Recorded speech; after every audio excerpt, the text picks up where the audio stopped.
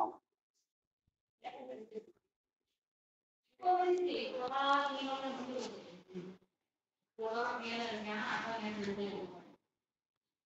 பகிர்ந்துகொள் வரமாட்டேங்குது.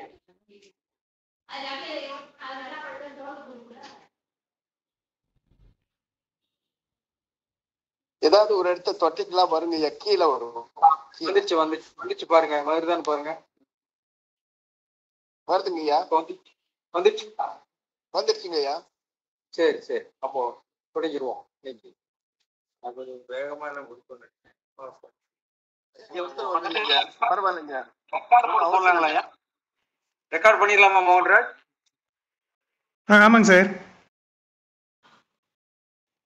மோகன்ராஜ்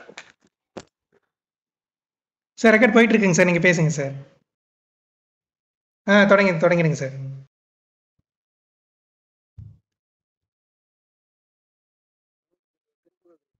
முடிச்சிடலாம்னு நினைச்சேன். ஏன்னா போன வாரம் நம்ம ஐயா முடிக்கலாங்க ஐயா. நன்றி. அதாவது 8, 9, 10. அதாவது போன வாரம் ஒரு நீண்ட பயணமாக விட்டது, அதனாலதான் உங்களை சந்திக்க முடியாம போகிறது.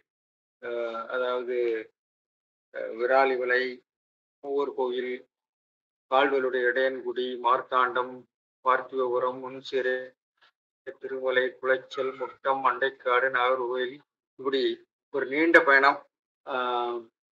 அதுல மூவர் கோயில்ல வந்து அந்த பூதி விக்ரமகேசரி என்ற அவர்களுடைய அதெல்லாம் சம்ஸ்கிருத கல்வெட்டு, அருமையான சம்ஸ்கிருத கல்வெட்டுகள்லாம் இருக்கின்றன. இடையன்குடியில கால்டுகளுடைய அவருடைய கோயில், அவர் வாழ்ந்த இடத்தெல்லாம் பார்த்தோம். ஒரு பார்த்திபபுரத்துல பார்த்திபசேகரபுரம் என்ற சம்ஸ்கிருத கல்லூரி, அங்கிருந்தா நமக்கு இந்த முஞ்சிறை என்ற இடத்துல மார்த்தாண்டத்துக்கு பக்கத்துல இருக்கு. அங்கிருந்தா நமக்கு போக்கரநந்த இடக்கூடிய மன்னன் போக்கரநந்த இடக்கூடிய 9ஆம் நூற்றாண்டு செப்பு இருக்கிறது. அங்கு ஒரு சம்ஸ்கிருத கல்லூரி இருந்தது. அங்கிருந்துதான் இந்த அர்த்தசாஸ்திரம் போன்றவையெல்லாம் கற்பித்திருக்கிறார்கள். அந்த கல்லூரி திருவனந்தபுரத்தில் இருந்த காந்தளூர் சாலை பெறுகிறது என்று அந்த கல்லூரியினுடைய அமைப்பு, அங்க மாணவர்கள் படிக்கிறது, அங்க அவர்களுடைய விடுதிகள், இதை பற்றிலாம் அதில் வருது. அதனால அதை பார்க்க போயிருக்கோம். பிறகு குளச்சல், முட்டம், மண்டைக்காடுகள்லாம் நாங்கள் போகல. நாகர்கோவில்ல நம்முடைய அணக்கம் என்ற ஒரு நிகழ்ச்சி இருந்தது, இலக்கிய நிகழ்ச்சி. அப்புறம் காலச்சோடு கண்ணனை பார்த்து விட்டு கல்லூரியில் நம்முடைய சோபிகராஜோட அறக்கட்டளை இங்கே திரும்பியிருக்கேன். எனவே அதனால்தான் சந்திக்க நாங்கள் போன இடத்துல எல்லாம் பார்த்தீங்கன்னா 2 இடத்துல வந்து சம்ஸ்கிருத இருந்திருக்காங்க. ஒரு சம்ஸ்கிருத நிறுவனம் இருக்க வேண்டும் என்று தோன்றுகிறது. என்றால் அருமையான ஒரு சம்ஸ்கிருத கிரந்த எழுத்தில் உள்ள அழகான கலை. மூவர் கோயில் என்பது விராலிமலையிலிருந்து மதுரைக்கு வருகிற வழியில இருக்கிறது. அது வந்து அந்த பூதி விக்ரமகே இருங்கோவேள் அவர்களுடைய ஊர். அது ஒரு சிவன் கோயில், 3 கோயில்கள் இருக்கின்றன. அதே மாதிரி பார்த்திபபுரத்திலும் பெரிய ஒரு சம்ஸ்கிருத கல்லூரி இருந்திருக்குன்னு பார்க்கிறோம். இந்த தமிழ்நாட்டுடைய கல்வி வளர்ச்சி சார், நான் சொற்பொழிவில் இருக்கிறேன் சார். கரெக்ட், அதுல போடுங்க சார். அதுல போட்டீங்கன்னா வந்துருக்கு. நான் இணைப்பு அனுப்பியிருக்கேன்ல, அதுல போட்டீங்கன்னா வந்துடும் சார்.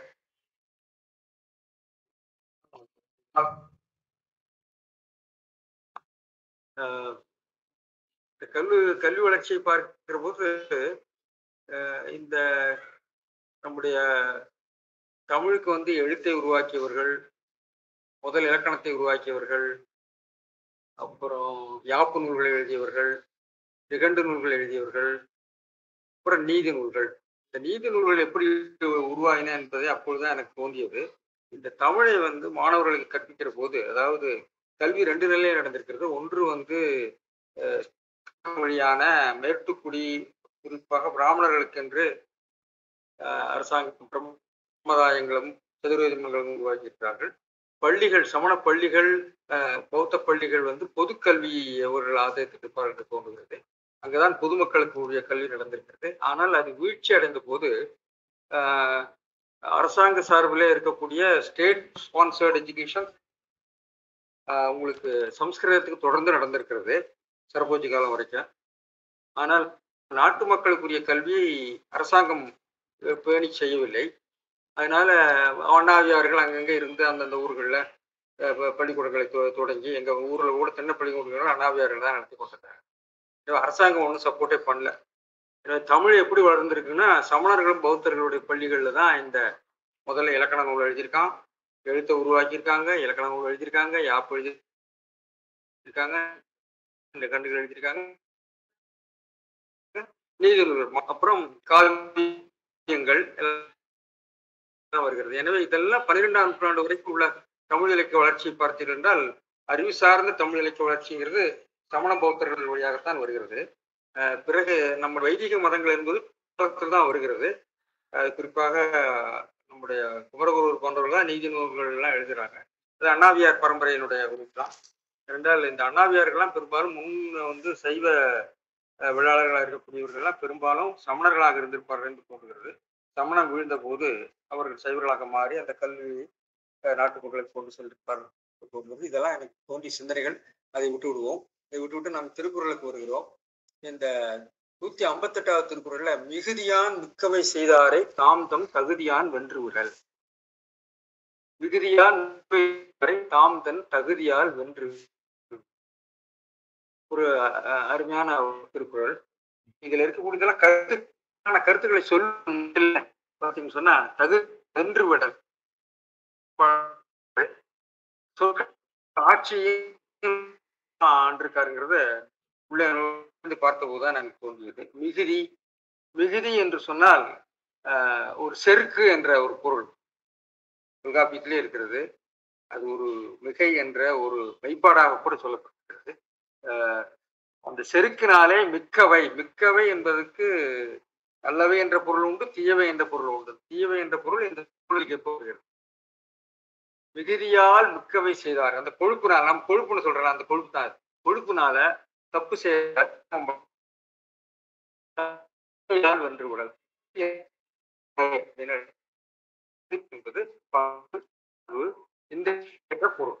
இந்த கோவைக்கும் பிராக்மேட்டிக் பொருளாக இதை நாம வென்று விடல் இதுவும் ரொம்ப சொல்ல.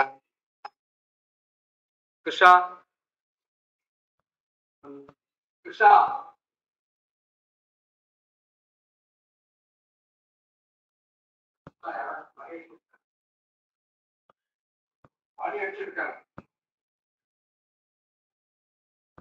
அன்னைக்கோ மிகுதியால் மிக்கவை செய்தாரை தாந்தும் தகுதியால் வென்றுவிட. எனவே தமது மனக்குடருடைய தமது செல்வ மிகுதியாலே செல்வ மிகுதின்னு எடுக்கிறார் இவரு, மனச்செருக்குன்னு எடுக்கிறார் பரிமேலழகர். மிகையானவற்றை செய்தவர்களை தாங்கள் தமது பொறையினாலே வென்று விடுக. செய்தாரை தாம் தகுதி என்பதற்கு பொறை வென்று விடுக. விடல் என்பது இயங்கோல், வென்று விடுக. இது பொறுத்தான் என்பது தோல்வியாகாது, அதுதானே வெற்றியாம் என்றது. இது பொறுத்தான் என்பது இது, அதாவது இந்த இடத்துல வந்து அது தோல்வி இல்லை, பொறுமையினாலே அவனுக்கு திரும்ப ஒட்டி செய்தவனுக்கு முடியும் தீமை செய்யாமல் விடுவது தோல்வியாகாது, அதுதானே வெற்றியாமல் விடுக. தகுதியாக சென்று விடல் என்பது விடுக. பரிமேலழகர் அதை வந்து மனச்செருக்குன்னு எடுக்கிறாரு. மிகுதியால் மிக்கவை செய்தாரை, மனச்செருக்கால் தங்கன் தீயவற்றை செய்தாரை. மிக்கவை அப்படிங்கிறது தீயவை, மிகையானவற்றின்னு அவர் எழுதுறாரு. மிக்கவை அப்படிங்கிறது எப்படி தீயவையாக வருகிறதுங்கிறது நம்ம வந்து பொருள் சொல்லியிருக்கிறாங்க. பொறை அப்படிங்கிறது தகுதிங்கிறது பொறை, தகுதி என்பது நடுநிலைமை என்று முதல்ல பொருள் சொல்கிறார். ஆனால் இங்கே பொறை என்ற ஒரு பொருள் இருக்கிறது. எனவே பரிமேலழகரோட கருத்துப்படி தாமும் அவர்கள் தீயவற்றை செய்து தோலாது, அதாவது நீங்க திரும்ப இன்னா செய்தாரை அவர்னான நன்னயம் செய்து விடல் என்ற கருத்து தான் இங்கேயும் திரும்ப வருகிறது. அந்த தீமை செய்தவர்களுக்கு மறுபடியும் தீமை செய்தால் பழிக்கு பழி செய்தால் தோல்விதான் என்று அவர் நினைக்கிறார் திருவள்ளுவர். அதை செய்யாது, அது தோற்காது. அப்படி அவனை தூண்டினாலும் கூட அவன் வலையிலே குறையா என்பதாம் பொறுப்போடு இருந்து வெற்றியாக மாற்றுக என்ற ஒரு பொறுமை தான் வெற்றி வெல்லை என்பதாம். இவை 4 பாட்டானும் பிறர் செய்தன பொருட்கள் கூறப்பட்டது. இதற்கு முன்பு உள்ள அந்த 4 திருக்குறளும் பொறுத்தாரை ஒன்றாக வையாரே, பொறுத்தார் குறுநாளை என்போம்,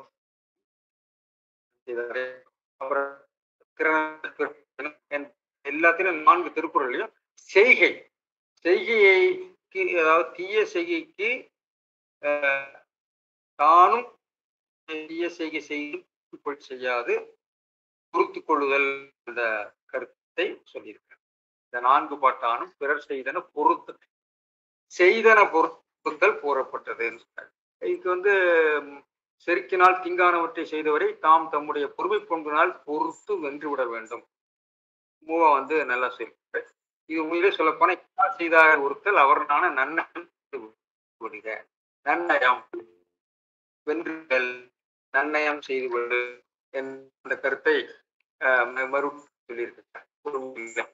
இந்த வாக்கியம் எப்படி இருக்கு? தாம் தகுதியால் மிகுதியான் மிக்கவை செய்தாரை வென்று விடல் தான் அதனுடைய முக்கிய வாக்கியமைப்பு. என்னுடைய எல்லாமே பார்க்கிற போது மிகுதி அப்படிங்கிறது மனச்செருக்கு, செல்வ மிகுதி மனச்செருக்கு என்பது இன்னும் சிலர் ஆங்காரம், உடல் வலி என்ற மிகுதி என்பது சொல். மிகுதி என்பது எப்படி வழக்கில் இருக்குது அப்படிங்கிறத நம்ம பார்த்தோம்னா, அதாவது தமிழ் பேரகராஜில் எடுத்து கொடுக்குறாங்கன்னு சொன்னா, மிகுதி அப்படிங்கிறதுக்கு மிகுதல், மிகுதி அப்படிங்கிறதுக்கு நிறைய பொருள் இருக்கு. அதில் அரகன்ஸ், அதாவது அதுக்கு இந்த திருக்குறளை தான் மேற்கோளா காட்டியிருக்காங்க. அதாவது செருக்கு, கொழுப்பு நாம சொல்றோம்ல இந்த மாதிரி. அரகன்ஸ் மிகுதினா அதிகம், மிகற்கை, நிறைவு, பொலிவு, நீதி, உண்மை, இது இப்படி பல பொருள் இருக்குது. எனவே மிகுதி என்பது செருக்கு என்ற ஒரு பொருளும் வருகிறது. தொல்காப்பியத்துல மடனே வருத்தம் மிகுதியோடு அப்படிங்கிறதுல அன்பு மிகுதிங்கிற அந்த இடத்துல பொருள் இருக்கிறார். ஆனால் இந்த மிக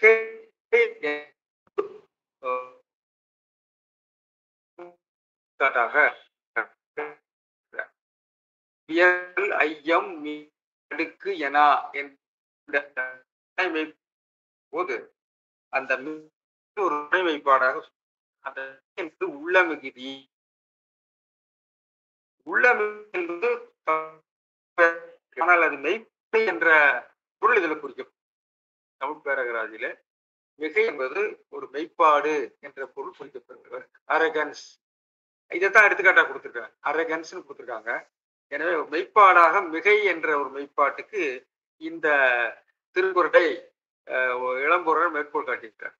அதாவது மிகை என்னும் மெய்ப்பாடு, மிகை ஒருவனை நன்கு மதியாமை, அதாவது ஒருத்தரை கவனிக்காம அலட்சியம் பண்றது. மிகுதியான் மிக்கவை செய்தாரே என்பது இதனுள் மிகுதி என்பது நன்மை அப்படின்னு இளம்பொருள் பொருள் சொல்லிட்டாரு.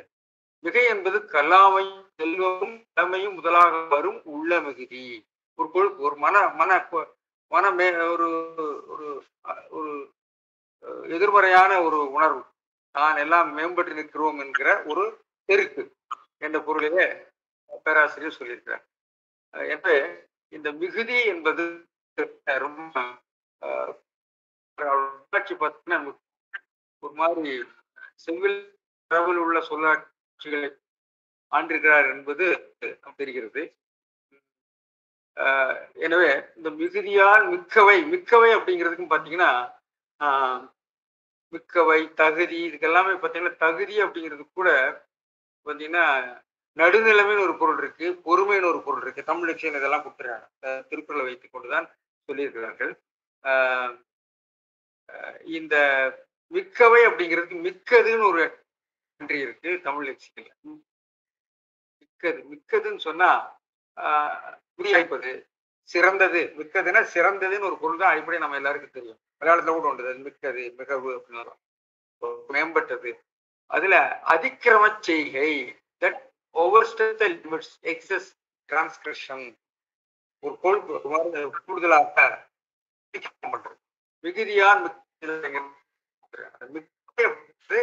ஒரு எல்லை மீறிய செயல்பாடு, மிக்கவை எல்லை மீறிய செயல்களை, செருக்கினாலே எல்லை மீறிய செயலை செய்கின்ற போது அப்படி தாம் தம் தகுதி, தகுதி என்பது பண்பு. புதுநிலையில அந்த இடத்துல பொறுமையினால, இந்த திருக்குறள் அதிகாரம் பொருளுடைமை இருக்கிறனால தகுதி என்பது கொடுக்க.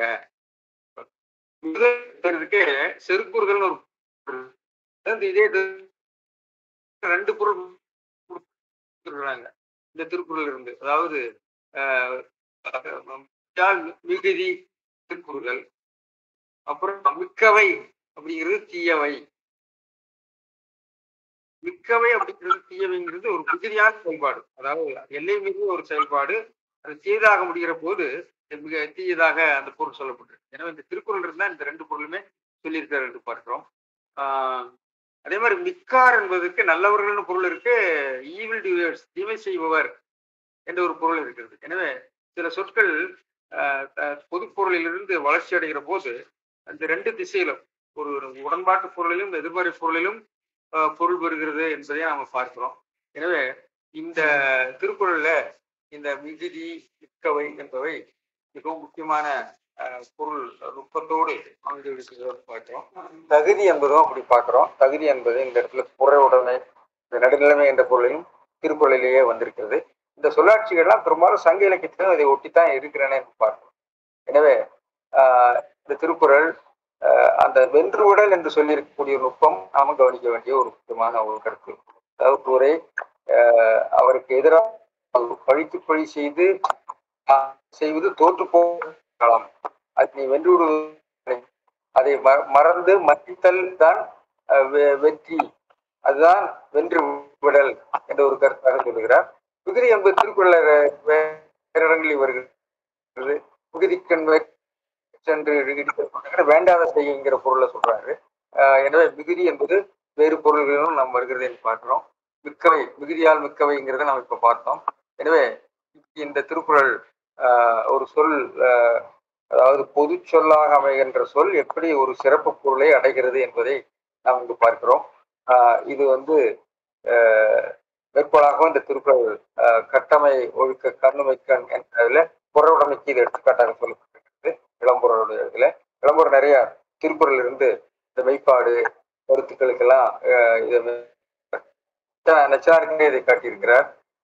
எனவே இந்த இந்த அதாவது மதவே மடனும் வலியும் ஆகும்ங்கிற இதுல மிகுதியும் வனப்பும் ஆகலும் முறிக்கன்னு ஒரு பொருள் இருக்கு. மதம் அப்படிங்கிறதுக்கு மிகுதின்னு ஒரு பொருள் இருக்கு. மதம்ங்கிறது ஒரு உசர் என்ற சொல்லாகவும் அது வருகிறது என்று பார்க்கிறோம். எனவே இவ்வாறு இதை சொல்லி நாம் எடுத்துக்கொண்டு அடுத்ததுக்கு போகலாம். துறந்தாரின் தூய்மை உடையர் இது ரொம்ப முக்கியமான வடிவம். துறந்தாரின் தூய்மை உடையர், இறந்தார்வாய் இன்னாச்சொல் நோக்கிட்டவர். இறந்தார்வாய் இன்னாச்சொல் நோக்கிட்டவர் என்ற எழுவாய் துறந்தாரின் தூய்மை உடையர். உடையர் என்பது பயனிலை. துறந்தவர்களை விட தூய்மை உடையவர். ஏதோ ஒரு சத்தம் வந்துட்டே இருக்கு தெரியல. இறந்தார்வாய் இன்னாச்சொல் நோக்கிப்பவர். இறந்தார் அப்படின்னு சொன்னா திருக்குறள்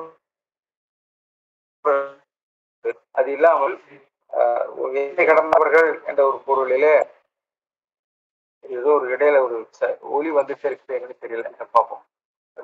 மிகையாய் சொல்லுவாரு. இது ரெண்டு திருக்குறளையும் பார்த்தீங்கன்னா சொல்ல பத்தி வருகிறது. அதாவது செயலாலே மிகை செய்தவர்கள் இல்லாமல் சொல்லாலும் மிகை செய்தவர்கள் என்ற ரெண்டு கருத்தை சொல்றேன். இப்பொழுது திருக்குறள்ல மனம், மொழி, மெய் என்ற மூன்றையும் அவர் திரும்ப சொல்லுவார். இங்க செயலை சொல்லிட்டாரு, இப்போ சொல்ல சொல்லுகிறேன்.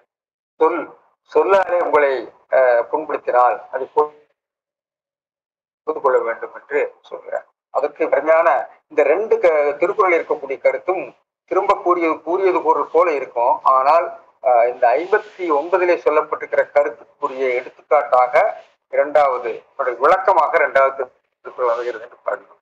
அதாவது உண்ணாது நோற்பர் பெரியர்,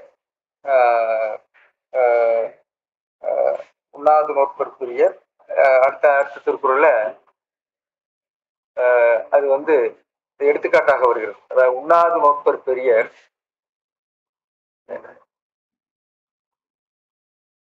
குலம் மறந்து வச்சு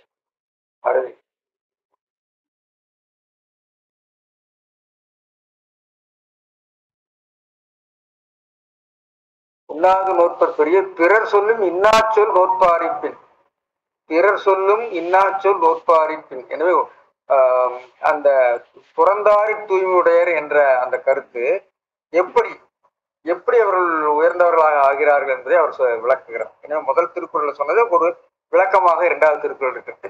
மேம்போக்காக பார்த்தால் இது கூறியது குரல் கூட நமக்கு தோன்றும், ஆனால் அப்படி இல்லை என்பதை நாம விளக்கி. துறந்தாரில் தூய்மையுடையர், மிகையாய் சொல்லுவாரது தீச்சொல்லை பொறுக்கும் அவர். அதாவது இறந்தார்வாய் இன்னாச்சொல் நோட்கிப்பவர். நோட்கிப்பவர் என்ற வடிவத்தையே நீங்கள் கவனித்துக் கொள்ள வேண்டும். அது ஒரு புதிய ஒரு வடிவம். கில் என்ற ஆற்றல் உணர்த்துகின்ற ஒரு வடிவம், ஒரு புதிய வரவு. அதை பற்றி நாம் முன்னாடியே செய்கலாதார் செயற்கரிய செய்வர் என்ற ஒரு திருக்குறளை பற்றி விளக்கியிருக்கிறோம். அதை பற்றி நாம் பேசுவோம். எனவே இறந்தார்வாய் இன்னாச்சொல் நோட்கிற்பவர், மிகையாய் சொல்லுவார்து தீச்சொல்லை பொறுக்குபவர். இறந்தார் வாய் இன்னாச்சொல் தீச்சொல், இறந்தார் வாய் மிகையாய் சொல்லுவாரது தீச்சொல்லை பொறுக்குபவர். நோட்கிற்பவர்ங்கிறது பொறுத்து கொள்ளுகின்றவர், பொறுக்கும் ஆற்றலுடையவர். துறந்தவர்களைப் போல தூய்மை உடையர், துறந்தார்களைப் போல தூய்மை உடையர். அதுதான் பிடிக்கேட், அதான் பயனிலை. அது குறிப்பு வினைமுற்றாக திருக்குறளில் இருக்கிறது. அதில் உடையார் என்ற சிலரெல்லாம் பாடம் கொண்டிருக்கிறாங்க, அது சரியா என்று தோணல. ஆனால் வனக்குடவருடைய பாடத்தில் பார்த்தீங்கன்னா வனக்குடவர் உடையார் என்ற ஒரு பாடம் கொண்டிருக்கிறார் என்று சொல்லியிருக்காரு தேசியர். நாம் முன்பு சொன்ன மாதிரி திருக்குறளுக்கு சரியான பாட வேறுபாட்டு பதிப்பு இதுவரைக்கும் நாம் செய்யவில்லை. திருக்குறளுக்கு என்னென்னமோ எல்லாம் இலக்கண ஆராய்ச்சியிலிருந்து மாநாடுகள் வரைக்கும் திருக்குறளுக்கு செய்யவில்லை என்பது அடிக்கடி நமக்கு திருக்குறளை ஆராய்ந்து வருகிற போது தோன்றுகிற குற்ற உணர்ச்சி. அது நம்ம எல்லாருக்குமே அதுக்கு பொறுப்பு உண்டு. அதுல துறந்தாரில் தூய்மை உடையார் என்று சொன்னால் அது வினையாளனின் பெயராக வந்துடும். பிறந்தார்வாய் இன்னாச்சொல் நோக்கிப்போர் உடையார் என்று சொன்னால் அதையும் நம்ம குறிப்பு வினைமுற்றாக சொல்லலாம். ஆனால் பெரும்பாலும் திருக்குறள்ல வடிவங்கள் வினைமுற்றாகவும் வடிவங்கள் வினையாளனின் பெயர் போலவும் வருகின்றன. அதுல கொஞ்சம் முரண்பாடு மயங்கி வருகிறது.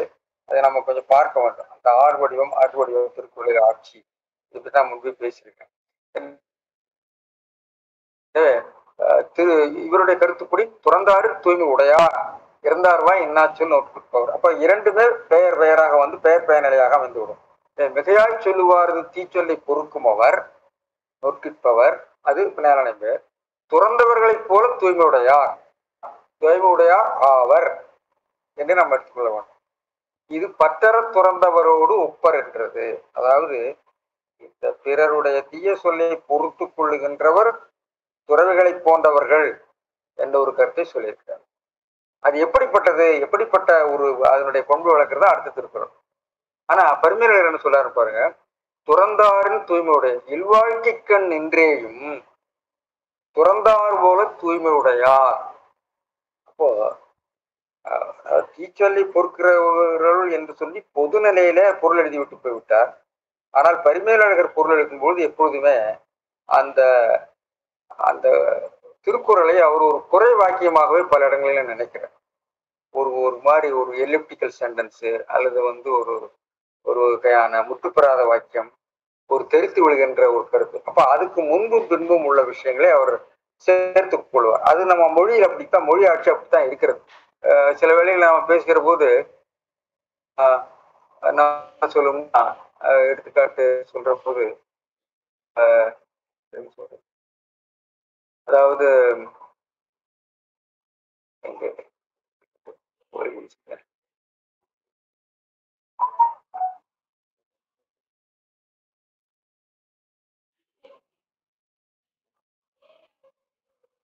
அதாவது நம்ம சில இடங்கள்ல இது வந்து வந்து நாணப்பட்டை போல இருக்கிறான்னு சொன்னா ஆணாக பிறந்தும் நம்ம ஒரு கொண்டு வர்றோம் இல்லையா, போயிட்டு இருக்கான் பெண்ணை போல அப்படின்னு சொல்லி என்ற ஒரு கருத்து அங்க விடுபட்டு போயிருக்கிறது. அது போல இந்த இடத்துல இல்வாழ்க்கை கண் நின்றேயும், அதாவது இல்வாழ்க்கையில இருந்தும் அவன் துறவி போன்றவன் என்றால் அடுத்ததுல அந்த கருத்து. எனவே எப்படி வந்து அவன் நாணப்படுகிறவன் அவன் வந்து ஆனா பிறந்தும் நாணப்படுகிறவன் பெண் போன் சொல்ற மாதிரி ஒரு ஒரு பெறுகின்ற ஒரு சப்ளை, அதாவது அந்த வாக்கியத்தினுடைய விடுபட்டு போன அவர் சொல்லியிருக்கார். அதாவது துறந்தாரில் தூய்மை உடையார்னா யாரு? இல்வாழ்க்கைக்கு நிற்கிறவர் அர்த்தம். அதாவது பிறருடைய சொல்லை பொறுத்துக் கொள்கின்றவன் இல்வாழ்க்கைக்கண் என்றும் இருந்து பிறர் பொறுத்துக் கொள்கிறவன். துறந்தவர்கள் என்பது இறந்த இல்வாழ்க்கை என்ற ஒரு கருத்தை நம்ம கொண்டு வந்து விடுகிறது. எனவே இந்த வாக்கிய அமைப்பிலிருந்து வருகின்ற விடுபட்டவர்களை நாம் கவனித்துக் கொள்ள வேண்டும்.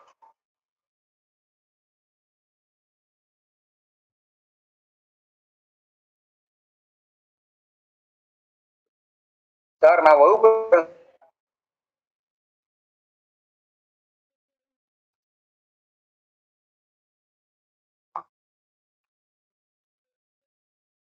எனவே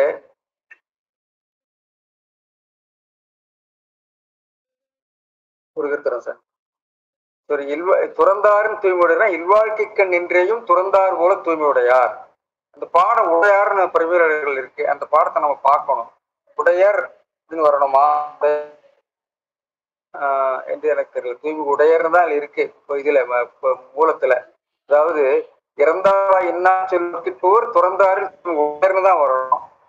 உடையார் போட்டிருக்காங்க. ஆர் அர் வடிவ வேறுபாடுகளுடைய நுட்பம் கொஞ்சம் நம்ம பார்க்க வேண்டியிருக்கு. சரி, இறந்தார்வாய் இன்னாச்சொல் நோக்கிற்பவர்.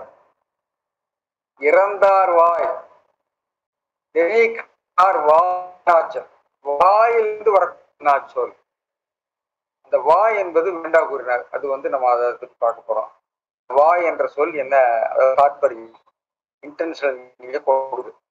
அதாவது தீச்சொல்கள் பயின்றதுதான். அது மாதிரி ஆட்களுடைய வாயிலிருந்து கெட்ட சொல் தான் வரும்.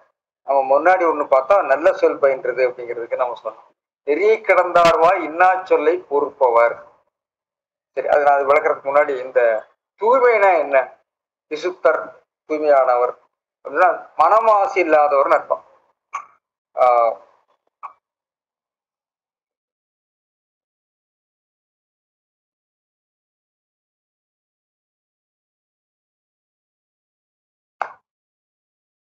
மனமாசியின்மை, தூய்மை மனமாசியின்மைன்னு சொல்றாரு. ஆனா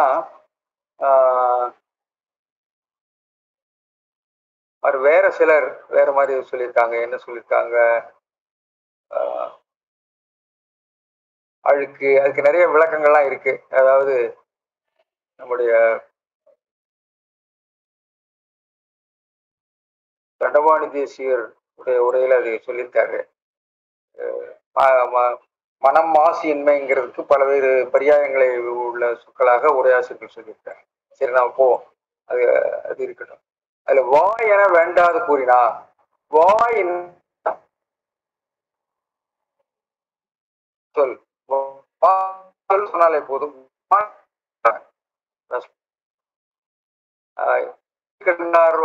சொல்லி பொறுப்போம். வாய் என வேண்டாம் கூறினா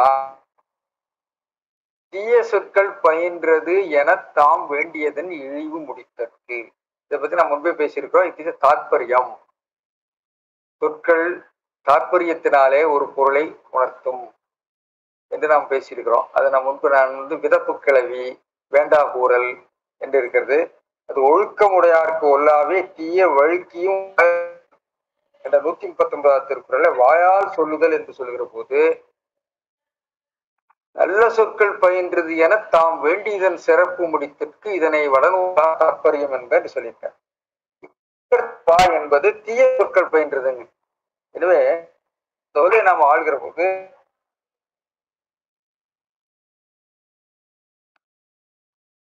அந்த சொற் ஒரு உள்பொருள் சொல்லக்கூடிய பொருள் வந்து விடுகிறது. அதை தாற்பரிய விருத்தி பத்தி நம்ம நிறைய பேசியிருக்கோம். அதனால நான் திரும்ப பேசல. தாற்பரிய விருத்தி என்பது ஒரு சொற்பொருள் உணர்த்துகிற நெறிகளிலே ஒன்று.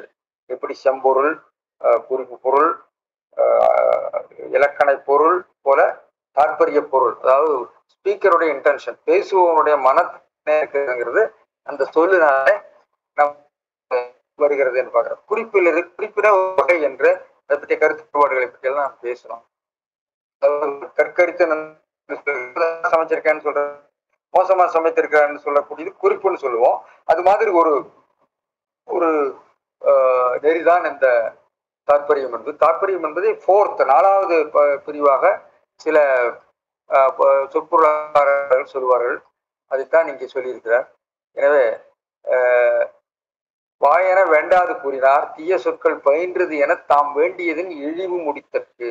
எனவே அவர்கள் பேசுவதில் அவர் வாயிலிருந்து இது கெட்ட சொல் தான் வரும் என்பதை உணர்த்துவதற்காக வாய் என்பதை பயன்படுத்தியிருந்தார்கள் சொன்னார். கடந்து நடப்போரின் வாயில் பிறக்கும் கொடுஞ்சொற்களை பொறுத்துக் கொள்வர் துறந்தவரை போல தூய்மையானவர் ஆவர். வரதராஜனார் சொல்லி இப்படி வாக்கியம் எப்படி இருக்கு? இறந்தார் வாய் என்னா சொல் நோக்கிற்பவர் துறந்தாரின் தூய்மை உடையர். குறிப்பிட மாட்டாகத்தான் திருக்குறள் இருக்கிறது. ஆனால் பரிமேல் அழகர் உடையார்னு முடிச்சிருக்காரு.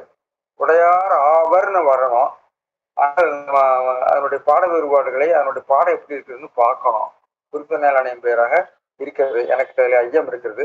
இந்த ஏட்டுச்சுவடுகளை மூலத்தையும் உரைகளுடைய ஏட்டுச்சுவடுகளையும் நாம பார்த்து ஆராய்ந்து இவற்றுக்கெல்லாம் முடிவு செய்வோம். எனவே நுட்பங்கள் இருக்கின்றன. பாட வேறுபாடுகள் மூலமாக நுட்பமான வாக்கிய அமைப்பு, அதனுடைய நோக்கம், அழுத்தம் எல்லாமே மாறுபட்டுவோம். எனவே அதை நாம் கவனித்துக் கொள்ள வேண்டும். எனவே துறந்தாரின் அப்படிங்கிறதுல பார்த்தீங்கன்னா இன் என்பது துறந்தார் இல்வாழ்க்கை கண்ணின்றையும் துறந்தார் போல. துறந்தார் என்பது போலன்னு எடுத்திருக்கார். இன் என்பது இரண்டு வகையான பொருள்படும். போல என்று பொருள்படும், விட காட்டிலும் என்ற பொருள்படும். பற்றுக்கோடுகளை விட்டவர் போல என்ற பொருளிலே போலங்கிற பொருள் தான் நிறைய பேர் எழுதியிருக்காங்க. ஆனால் பருதியார், காளிங்கர், கவிராதிதர், குழந்தை, இலக்கோனார் இவர்களாம் உரல் பொருள் எடுத்திருக்காங்க. துறந்தவரை விடன்னு சொல்றது பொருத்தமா இருக்காது. ஏனென்றால் இல்வாழ்க்கைக்கு நிற்கிறவனை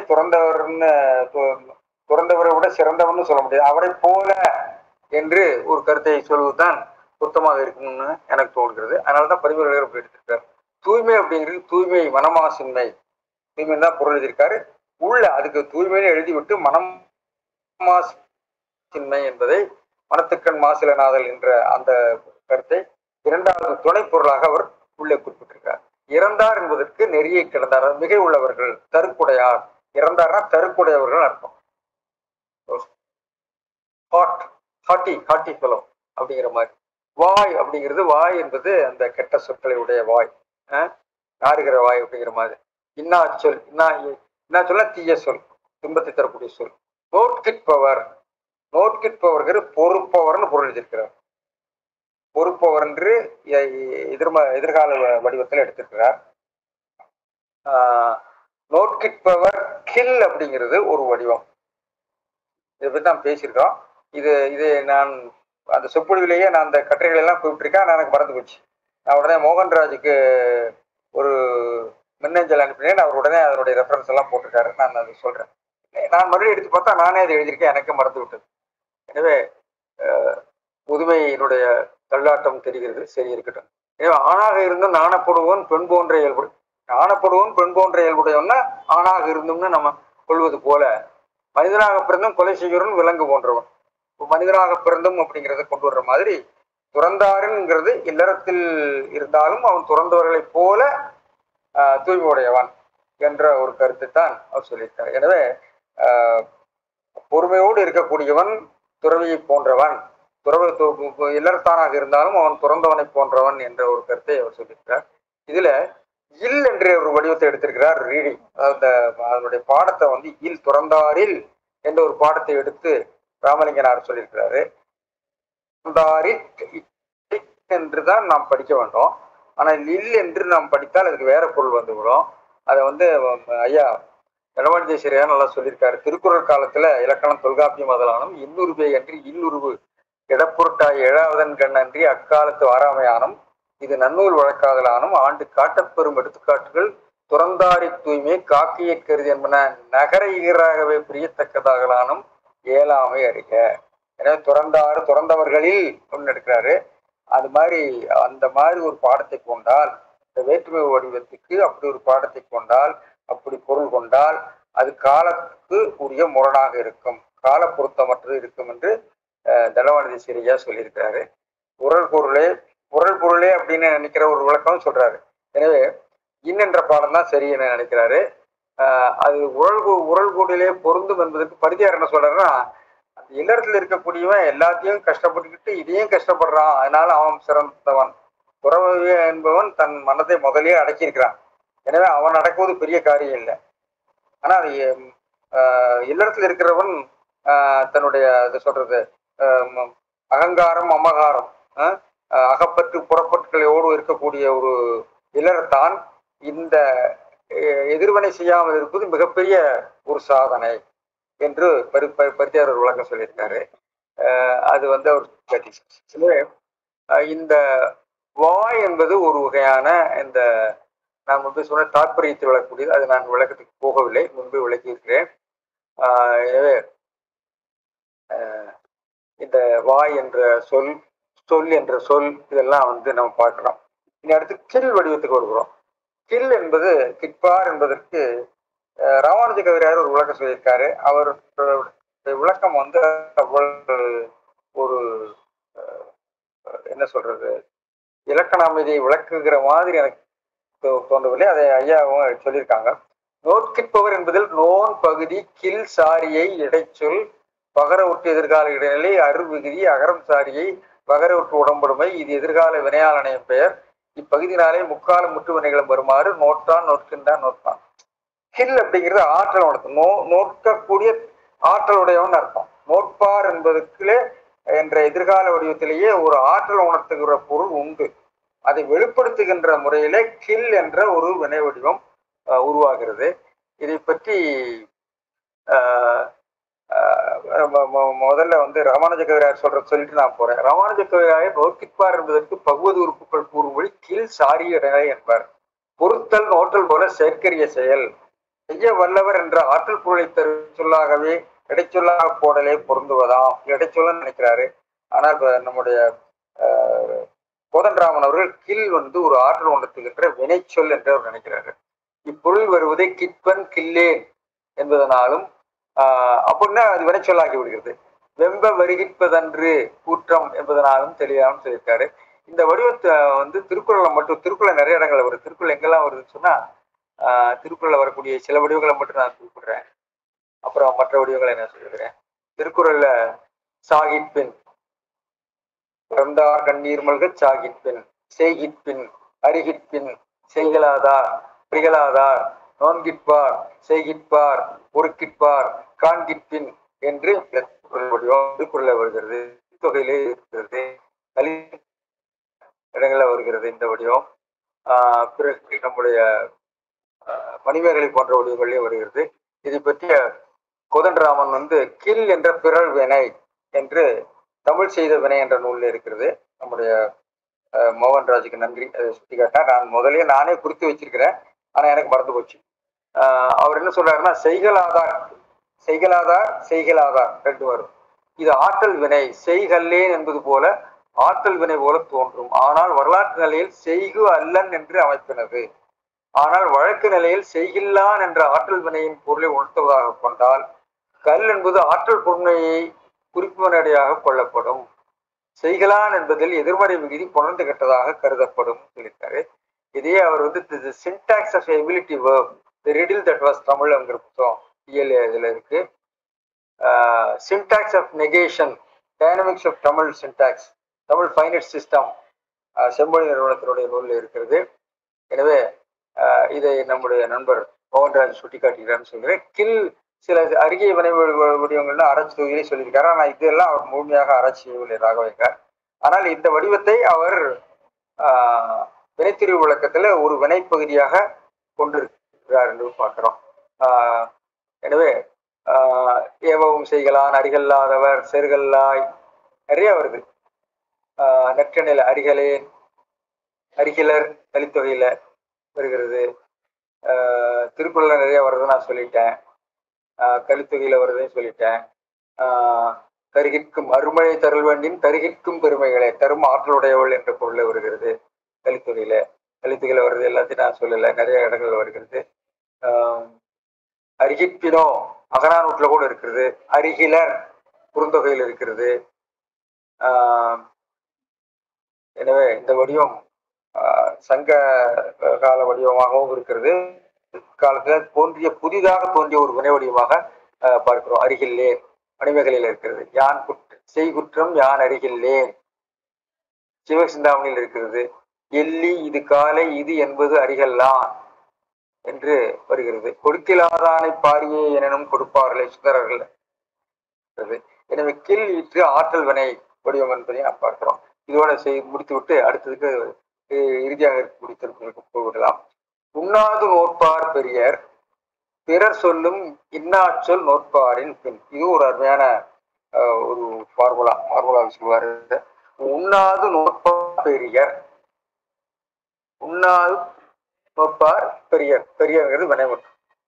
பிறர் சொல்லும் இன்னாச்சொல் நோற்பாரின் பின். இது 2 வாக்கியங்களாக கொண்டிருக்கிறார்கள் உரையாசிரியர்கள். அதான் சரி. அது ஒரு வாக்கிய ஒரு கலப்பு வாக்கியமாக ராமானுஜாச்சாரியார் சொல்றது. அந்த அதனுடைய பொருள் உற்பத்தி நம்ம விளக்குறேன். இதுல மணக்கோடவர் என்ன சொல்றாருன்னா, உண்ணாது பொறுப்பார் எல்லாரினும் பெரியர்.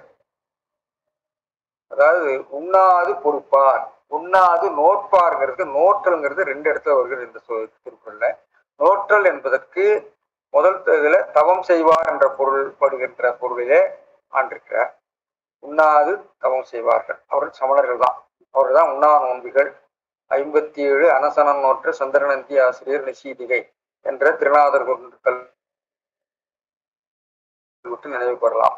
அது மட்டும் இல்லாம அவர்கள் உபவாசிகள் என்று அவர்களுக்கு பேரு. 21 நாள் உபவாசம், 11 நாள் உபவாசம் என்று அவர்களுக்கு பேரு உபவாசிகள். ஏகாதசி உபவாசம் என்று திரையோதசி என்றெல்லாம் அவர்களுக்கு எத்தனை நாள், அதாவது ஒரு நாளைக்கு ஒரு முறை தான் சாப்பிடுவாங்க. அந்த அப்புறம் பசிக்கும் போது சாப்பிடுகின்றவர்கள் இருக்காங்க. பல நாள் சாப்பிடாமல் இருந்து பசி தோன்றும் போது கையை ஏந்தி சாப்பிடுவார்கள். இதெல்லாம் ரொம்ப கேலியாக சம்பந்தர் பாடியிருக்கிறார்.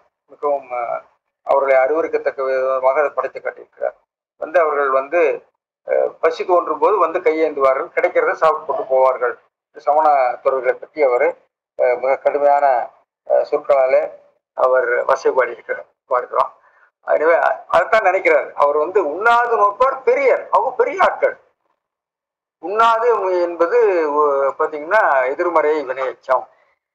அதற்கு பரிமையாளர்கள் என்ன பொருள், உண்ணாதுன்னு இவர் எழுதிட்டு போயிட்டார் மனப்போவர். ஆனால் அவர் என்ன சொல்றாருன்னா, உண்ணாது என்பதற்கு ஊனை தவிர்த்து, ஊன்னா உண்ணுதல் அர்த்தம்.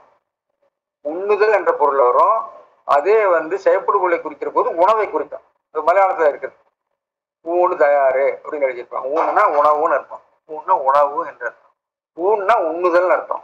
இந்த இடத்துல விரதங்களால் ஊனை தவிர்த்து, உண்ணுதலை தவிர்த்து. எனவே ஆ என்ற எதிர்மறை இலக்கண விகுதி, இலக்கண பொருள் கொடுக்கிற விகுதிக்கு இவர் அகராதி பொருள் விட முறை எழுதியிருக்கிறார். அதை கவனிக்க வேண்டும். அதான் ரொம்ப முக்கியமா கவனிக்க. அதாவது உண்ணாது அப்படிங்கிறதுக்கு ஊனை தவிர்த்து, ஆ அப்படிங்கிற எதிர்மறை உண்ணாமை செய்யாமல் என்று நாம் பொருள் சொல்லலாம். உண்ணாமையை செய்யாமல், உண்ணாதுங்கிறது உண்ணாமே நோற்பார், உண்ணாமையை கொண்டு நோற்பார், உண்ணாமையால் நோற்பார் என்று ஒரு பொருள் சொல்கிறவர்கள் இருக்கிறார். உண்ணாது என்ற வினையச்சம் உண்ணாமை என்ற தொழிற்பெயர் பொருள் கொடுக்கிற வரும். மழை பெய்து குளம் நிறைந்தது, மழை பெய்தமையால் குளம் நிறைந்தது என்று காரண பொருட்டும் வரும். எனவே உண்ணாப்பார் அதனால விரதங்கள் சிலர் ஊனை தவிர்ந்து. எனவே ஆ என்ற எதிர்மறையை அவர் தவிர்ந்து என்ற ஒரு அகராதி சொல்லாலே பொருள் எழுதியிருக்கிறார் என்பதை நீங்க கவனித்து கொள்ள வேண்டும். அதாவது இலக்கண பொருள்படுகின்ற இலக்கண விகுதிக்கு அகராதி பொருள்படுகின்ற அகராதி சொல்லாலே ஒரு பொருள் சொல்லியிருக்கிறார். ரொம்ப கவனிக்கலாம். தவிர்ந்து உற்ற நோயை பொறுப்பார் எல்லாரினும் பெரியர், பிறர் சொல்லும் இன்னா சொல் நோட்பாரின் பின். அப்புறம் அந்த வாக்கியத்தை முடிச்சிடறாரு. அது முடிச்சுட்டு அவர் பெரியராவது தம்மை பிறர் சொல்லும் இன்னா சொல்லை பொறுப்பாரின் பின், அவர்கள் பெரியவர்களாக ஆவது என்பது பிறர் சொல்லும் இன்னா சொல்லை பொறுப்பவர்களுக்கு பின்புதான் என்ற ஒரு 2 வாக்கியமாக பிரிக்கிறார். இது மனக்குடவர் செய்திருக்கிறார், கடுமையாளர் சொல்லியிருக்கிறார். இங்கே பிறர் என்பது அறிவிலாதாரம் எடுத்திருக்கிறார். பிறர் நோலாமைக்கு ஏது ஆகிய இருவகை பற்றோடு நின்றே நோற்றலின் இன்னார் சொல் நோட்பாரின் பின் என்றார். அதாவது இல்லறத்தார்கள் தான் இந்த அவர்கள் நோக்கின்றவர்களுக்கு இருவகை பற்று, அகப்பற்று புறப்பற்றெல்லாம் இல்லை. அதாவது மமகாரம் அகங்காரம் நான் எனது என்ற அந்த இருவகை பற்று நீங்கியவர்கள், அது துறந்தவர்களுக்குரிய பண்பு. ஆனால் இல்லறத்தார் இந்த இருவகை பற்றோட இருக்கிறாங்க. இருந்து கொண்டு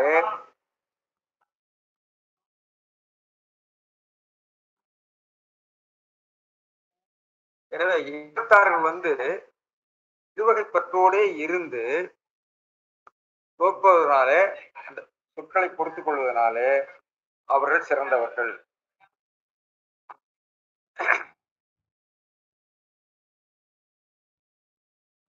என்று அவர் சொல்கிறார். இவை 2 பாட்டானும் அவர் மிகைக்க சொல்லி என பொறுத்தல் கூறப்பட்டது.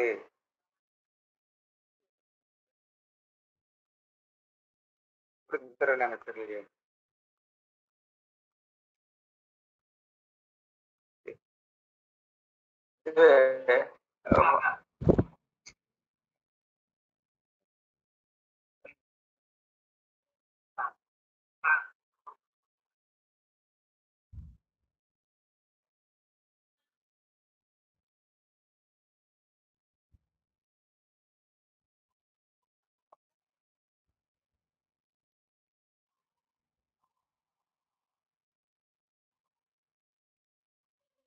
உணவு உண்ணாமல் நோன்பு கிடப்பவர் சொல்லும் கொடுஞ்சொற்களை போருக்கு அடுத்த நிலையில் தான் பெரியவர் ஆவர் என்று ஒரே வாக்கியமா எழுதியிருக்காரு வரதராசன். விட போக மாட்டேங்குது.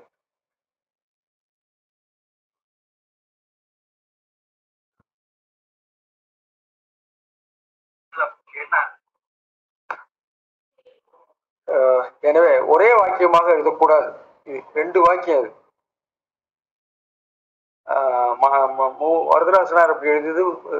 ஏன்னா இந்த வாக்கியம் அவர்கள் பெரியவர்கள் தான், உண்ணாத்து நோக்குவர் பெரியர் தான், அவர் பெரியராவது இதற்கு பிறகுதான் என்ற இரண்டாவது கருத்தை அவர் துணை கருத்தாகத்தான் சொல்கிறார்.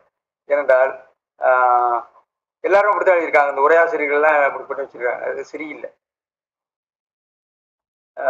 சாலமன் பாப்பியாவும் அப்படித்தான் எழுதி வச்சிருக்காரு. எனவே என்னுடைய வாக்கியம் எப்படின்னு சொன்னா, உண்ணாது நோற்பார் பெயர், 2வது அவர் பெரியராவது பிறர் சொல்லும் இன்னாச்சொல் நோற்பாரின் பின், அதுக்கு பிறகுதான் என்று. ராமானுஜர் என்ன பண்றாருன்னா, பிறர் சொல்லும் இன்னாச்சொல் நோற்பாரின் பின் உண்ணாது நோற்பார் பெரியர். இங்க எடுத்துக்கொண்ட கருத்து உத்தேசம் டாபிக் உண்ணாது நோற்பாரை பத்தி தான் பேசுறாரு. அவர்களை பெரியவர்கள் சொல்லிக்கிட்டு தான் 2வது இவர்களை கொண்டு வர்றாரு. ஆனால் பிறர் சொல்லும் இன்னாச்சொல் நோற்பாரின் பின் உண்ணாது நோற்பர் பெரியருங்கிறது கருத்து இல்லை. பிறர் சொல்லும் இன்னாச்சொல் நோற்பார் தான் பெரியர் என்று சொல்லுவது, இவர்களுக்கு பின் அவர்கள் பெரியர் என்று வரணும், 2வதாகத்தான் வருவாங்க. ஏன்னா ராமானுஜக்காரர் இது வேறொரு முடிவை நீளமா சொல்லியிருக்காரு. அது அதனுடைய சுருக்கத்தை சொல்லிவிட்டேன். ஏனென்றால் திருக்குறள்ல இதே மாதிரி பிற திருக்குறள் இருக்கு. ஆற்றுவார் ஆற்றல் பசியார், இதே கருத்து. ஆற்றுவார் ஆற்றல் பசியாற்றல், அப்பசியை மாற்றுவார் ஆற்றல். அதுக்கு அர்த்தம் என்னன்னா, ஆற்றுவார் ஆற்றல் பசியார், தவத்தான் வலியாருக்கு வலியாவது. ஆற்றுவார்னா தவத்தான் வலியாருக்கு வலியாவது பசியை ஆற்றுதல். உபவாசிகள், சமண உபவாசிகளை சொல்ற. அப்பசியை மாற்றுவாராற்றல் அவ்வலிதான் அங்கனம் பொறுத்திற்கரிய பசியை ஈகையான் ஒழிப்பாரது வலிக்கு. எனவே ஒரு துறவி தன் பசியை தன்னுடைய தவ வலிமையாலே அடக்கிக் கொள்வது பெரிய ஆற்றல் இல்லை. அதை விட பிறனுடைய பசியை, தன்னுடைய பசியும் அடக்கி பிறனுடைய பசியும் அடக்கக்கூடிய அந்த ஒரு கொடையாளி இருக்கான ஈகையான், தன்னுடைய ஈகையினாலே நீக்கக்கூடியவன் தான், அவன்தான் வலிமையானவன் என்று சொல்லி அங்க சொல்லியிருக்கிறார். தாமும் பசித்து பிறரையும் அது தீர்க்க மாட்டாதார் ஆற்றலின் தாமும் பசியாது பிறரையும் அது தீர்ப்பார் ஆற்றல் நன்றி என்பதாம். அதை விட இது பெட்டர். எனவே அவங்க பசியோடு இருப்பாங்க, ஆனா அவர் பசியை துறவிகள் தாங்கள் பசியோடு இருப்பார்கள், ஆனால் பிறர் பசியை நீக்க முடியாது. ஆனால் இல்லறத்தான் தன் பசியை ஆக்கிக் கொள்வான், பிறர் பசி ஆட்டுவான். அதில் யார் பெரியவர்? எனவே அவன் தான் பெரியவர் என்று அங்கே சொல்கிறார். அதே கருத்து தான் இங்கே வருகிறது. எனவே என்ன தவம் பண்ணுவாருன்னு தானம் பண்ணுவார் பெரிதர் என்ற ஒரு கருத்தை அங்கு சொல்லியிருக்காரு. அதே மாதிரி ஒன்றாக நல்லது கொல்லாமை மற்றும் அதன் பின்சார பொய்யாமை நன்று. கொல்லாமை என்று அதற்கு பிறகுதான் பொய்யாமை என்ற ஒரு கருத்தையை அங்க சொல்லியிருப்பார். இதெல்லாம் நம்ம பார்த்துக் கொள்ளலாம். எனவே உண்ணாது விரதங்களால் ஊனை தருந்து எதிர்மறை இலக்கண பொருளை அவர் சொல்லியிருக்கிறார். அகராதி பொருளாக விளக்கியிருக்கிறார். உண்ணாமையால் காரண பொருட்டும் அவர்களாம். எனவே நோற்பார் என்பது உற்ற நோயை பொறுப்பார், தங்களுடைய அதாவது தவம் செய்கின்றவர்கள் அர்த்தம். தங்களுக்கு உருகின்ற எல்லா பசி முதலிய பணிகளை எல்லாம் பொறுத்து கொள்கின்றவர்கள் துறவிகள். அவர் எல்லாத்துக்கும் பெரியவங்க தான், தேர் ரியலி கிரேட். ஆனா அவர் பெரியராவது தம்மை பிறர் சொல்லும் இன்னா சொல்லை பொறுப்பாரின் பின்தான். அவர்கள் கிரேட்டு, ஆனா இவர்களும் அதுக்கு பின்னாடிதான் என்ற ஒரு வகையான ஒரு என்ன சொல்றது அந்த பொருளை மிக முக்கியத்துவம் கொடுத்து சொல்லுகின்ற நிலையிலே அவர் பேசியிருக்காரு பார்க்கிறோம். சமணர் நோன்பினர், அவரையே பின்னவராக போகிறார். இது சமணத்துறவுகள் இவர் சமணர் என்று இருந்த போதும் ஒரு சமணத்துறவுகளை விட இந்த பண்புகளை உடையவர்கள் சிறந்தது என்று சொல்லுகிற ஒரு நடையை அவர் பார்க்கிறோம். இதோடு முடித்துக்கொண்டு என்னுடைய சுருக்கமாக நாம் பார்த்த இந்த பொறைவுடைமை என்பதை நாம் முன்பே பண்ணோம். இந்த மன்னிப்பு என்ற சொல்லி பற்றியெல்லாம் நாம் பேசுறோம். நூற்றாண்டுதான் வழக்குக்கு வருகிறது. அந்த சொல் வள்ளலாறுல மன்னிப்பு மாலை என்று ஒன்று இருக்கிறது என்று நம்முடைய பாலராஜ் எனக்கு சுட்டிக்காட்டினார். அதுல பொறுக்கில்லே என்றுதான் சொல்லியிருக்காரு, மன்னிப்பு என்ற சொல் அங்க வரல. தலைப்புலதான் மன்னிப்பு மாலை என்று இருக்குது, ஆனா உள்ள அது இல்லை. எனவே இந்த பொறையுடைமை என்பதை மிகவும் அடிப்படையான ஒரு பண்பாக எல்லா மதத்தவர்களும் சொல்கிறார்கள். பொறுமை கடல் எனும் பெரிது என்பதை எல்லோரும் செய்கிறார்கள். இந்த திருக்குறளிலே பொறுத்தல், பொறையுடைமை, பொறுத்தார்க்கு, திறனல்ல, மிகுதியான் மிக்கவை செய்தார் போன்ற சொற்களால இதெல்லாம் சொல்லியிருக்காரு. செய்தலும் சொல்லுதலும் பொறுத்து கொள்ளுதல் என்ற நிலையிலும் இதை அமைத்திருக்கிறார் என்று பார்க்கிறோம். இந்த அதாவது அதுக்கு பரிமையாளர்கள் ஒருவன் தமக்கு மிகை செய்த வழி தாமும் அதங்கன் செய்யாத பொறுத்தலை உடையராதல் என்று அதுக்கு பொருள் சொல்வாரு. எனவே இந்த பொறுத்தல் என்பது அவன் செய்த மிகையை வெறுத்து ஒதுக்குதல் மட்டுமல்லாமல் அதை மன்னித்தலும் அடங்கும் என்று நாம் பார்க்கிறோம். எனவே திரும்ப செய்யாமையும் பொறுத்தலும் மன்னித்தலும் அடங்குதான் பொறையுடைமை. இது க்ஷமை என்று சொல்கிறார்கள். தசபாரமதிகளில் ஒன்று பௌத்தத்திலையும் சொல்லப்பட்டிருக்கிறது. இத்தகைய கருத்தை நம்முடைய திருக்குறள் மிக விரிவாக, இந்த மன்னிப்பு என்ற சொல் நமக்கு புதிதாக வருகிறது. மன்னிப்பையும் அடக்கிய ஒரு பொறையுடைமையைத்தான் திருவள்ளுவர் சொல்கிறார் என்று நாம் புரிந்து கொள்ள வேண்டும். இவ்வாறு இதை நாம் புரிந்து கொண்டு இதை நான் இந்த உரையை முக்கியமாக நினைக்கிறேன். நன்றி, வணக்கம். ஐயா வணக்கம். எனக்கு சொல்லுங்க. இன்னைக்கு நிறைய தடைகள் இல்ல எல்லாம் சிறப்பா தான் இருந்தீங்க, ஒன்றும் இல்லை. எல்லாருமே ஒளித்தடை தான் போட்டிருந்தாங்க, அதனால ஒன்றும் பெரியல. இதுல இப்ப திருக்குறள் எப்படி உண்மைங்கிற சொல்லு இல்லை, மன்னிப்பு அப்படிங்கிற சொல்லும் இல்லை திருக்குறள். மன்னிப்பு தமிழ்லயே இல்லை சார். தமிழ்லயே 19ஆம் நூற்றாண்டு தான் வருது. பெரும்பாலும் கிருஷ்ணபலினுடைய இதுல வருது. பெரும்பாலும் கிறிஸ்தவ சமயத்தின் வழியாக வந்திருக்கலாமோ. அதை பத்தி யாரோ ஒருத்தர் இந்த வாட்ஸ்அப்ல கூட யாரோ ஒருத்தர் அனுப்பியிருந்தார், மன்னிப்பு தமிழ் சொல்லி இல்லைன்னு ஒரு யாரோ பேசுன மாதிரி ஒரு பார்த்தேன். இல்ல வள்ளலாரும் 200 ஆண்டுகளுக்கு முன்னாடி அந்த சொல்ல ஏதோ இருக்குன்னு சொன்னீங்க இல்லையா? இடத்துல வருது, ஒரு இடத்துல வருது வள்ளலாறுல.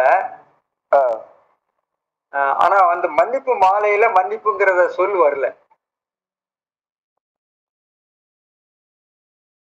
பொறையுடைமையில மன்னிப்பு அடக்கி விடுகிறது.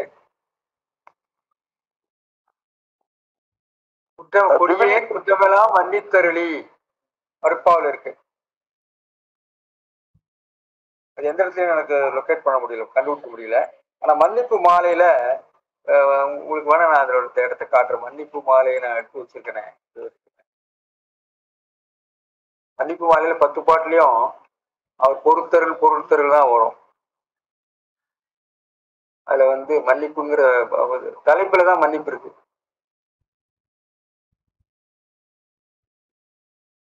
சொல்லுங்க சொல்லுங்க. இல்ல அந்த விவிலியத்துல வந்து மன்னிப்புங்கிறது நிறைய இடங்கள்ல பயன்படுத்த நம்ம சொற்பொழிவுல கேட்டிருக்கோம். விவிலியத்துல கூடுதலாக பயன்படுத்துறாங்கன்னு நினைக்கிறேன் இல்லைங்கய்யா அந்த மன்னிப்புங்கிறது. இவரோட கிருஷ்ணபிள்ளையினுடைய இதுல வந்து நிறைய இடத்துல பயன்படுத்தியிருக்காரு அந்த கருத்தை. அது நான் இதுல பொறையுடைமையில சொன்னேன். எங்க இருக்கு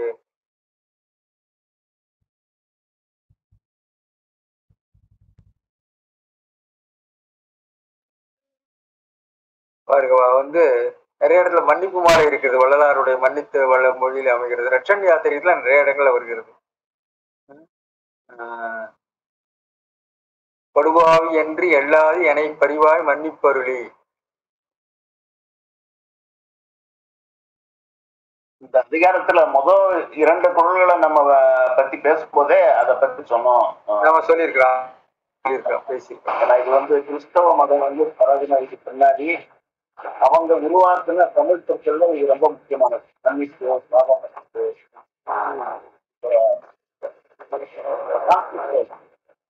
அது குறையுடைமை இந்த அசை பற்றிய உங்க பாவம் கிறிஸ்தவத்தினோட மன்னிப்பு வந்து சாதாரணமா கிறிஸ்தவத்தினுடைய அடிப்படையே இயேசு கிறிஸ்து எப்படி மக்களுடைய பாவங்களுக்காக தன்னையே பலியாக கொடுத்து அப்புறம் உயிரோடு எழுந்திருக்கிறார் என்பதுதான் அதனுடைய அடிப்படை. அதனால மக்களுடைய பாவங்களை மன்னித்தல், அது வந்து அதே மாதிரி மனிதனும் மற்றவங்களுடைய குறைகளை மன்னிக்க வேண்டும். அது இல்லாம பொறுமை அப்படின்றதுக்கு வந்து சாந்தம்ன்ற சொல்லு கூட நிறைய இடத்துல பைபிள்ல வரும். இந்த மன்னிப்பு வந்து பாவம் மன்னிப்பு, முக்கியமா இறைவன் அருளி செய்வது. கிறிஸ்தவத்துல வந்து நம்ம தவறு செய்தால் அதற்காக நம்ம போய் எந்த பரிகாரமும் செய்யணும், பரிகாரத்தின் மூலமாக நமக்கு விடுதலை கிடைக்கும் என்ற ஒரு கான்செப்ட் கிறிஸ்தவத்துல கிடையாது. அதுபோலாக நம்முடைய பாவங்கள் எல்லாருக்காகவும் கிறிஸ்து வந்து அவர் தன்னை பலியாக கொடுத்து விட்டார் அல்லது பரிகாரமாக கொடுத்து விட்டார். அதனால அவருடைய சிலுவைக்கு கீழே, அவருடைய ரத்தத்துக்கு கீழே, அவர் சிந்தின ரத்தத்துல நமக்கு பரிகாரம் உண்டு. அதனால நம்முடைய பாவங்கள் அவர் மூலமாக மன்னிக்கப்பட்டன. அதுதான் அடிப்படையான மன்னிப்பு. ஆனா மற்ற மன்னிப்பு வந்து சில இடங்கள்ல மன்னிப்புன்ற சொல் வருது. அதை விட பொறுமை, சாந்தம்ன்ற மாதிரி சொல்லலாம் கூட இருக்குது பொறுமைக்கு. அது வெறும் மன்னிப்பு மட்டும் கிறிஸ்தவத்தினுடைய வார்த்தைன்னு சொல்ல முடியாது. வார்த்தையுடைய பிரயோகம் வழக்குல வர்றதை பற்றி. ஆனா வழக்குல வந்து மன்னிப்புன்ற வார்த்தை முகமுள்ள தமிழ்ல எப்ப அது வந்து அதுக்கான கரன்சி எப்போ முன்னாடி எனக்கு 19 தான் வருது. அதாவது அது ஃபர்கிவ் அப்படின்ற இங்கிலீஷ் கான்செப்ட்ல இருந்து வருதுன்னா நம்ம வந்து பொறுத்து கொள்வோம். நீ அதை வந்து எல்லாத்துக்குமே ஃபர்கிவ்ன்றதுல இருக்குமா, அதை வந்து பேரிட் அப்படி இங்கிலீஷ்ல வச்சு நம்ம யோசித்தோம்னா நீ வந்து அதை தாங்கிக்கொள் அப்படின்னு சொல்றோமா, அல்லது அதை மன்னித்து விடு, அல்லது அதை ஃபர்கிவ் அப்படின்ற வார்த்தையில சொல்றோமா? அதுவும் ஒரு கேள்வி இருக்கு. நம்ம நமக்கு இந்த வர்ற இந்த சூழல்கள் எல்லாம் நம்ம என்ன பொருள்ல அதை பயன்படுத்துறோம்ன்றது. ஃபர்கிவ்னஸ்ன்றது கிறிஸ்டியன் கான்செப்ட். அது முன்னால எந்த அளவுக்கு நமக்கு இருக்குதுன்னு தெரியலையே எனக்கு. அந்த மாதிரி நம்ம சொல்றோமா, தாங்குதல்னு சொல்றோமான்னு தெரியலையே. குறைவுடனே பொறுத்துக் கொள்ளுங்க மன்னிப்பும் அடங்கிட்டு விசம்பாரம் என்கிறதோ அல்லது சமை என்கிறதோ எல்லாத்துலயும் இது அடங்கியிருக்கு. ஆனா பக்கம் தடையாக நமக்கு வெளிப்படுறது வந்து 10ஆம் நூற்றாண்டு உள்ள கிறிஸ்துவ ஒரு கருத்தாக்கத்திலிருந்து தனியாக வெளிப்படுறோம்னு எனக்கு தோணுது. இந்த பொருள் பொறுத்து, ஆனால் பொறுத்து கொள்ளுதல் அப்படிங்கிற போது அந்த மன்னித்தருளும் அர்த்தமும் வந்து அந்த பொருள் வருது. அதாவது அவங்க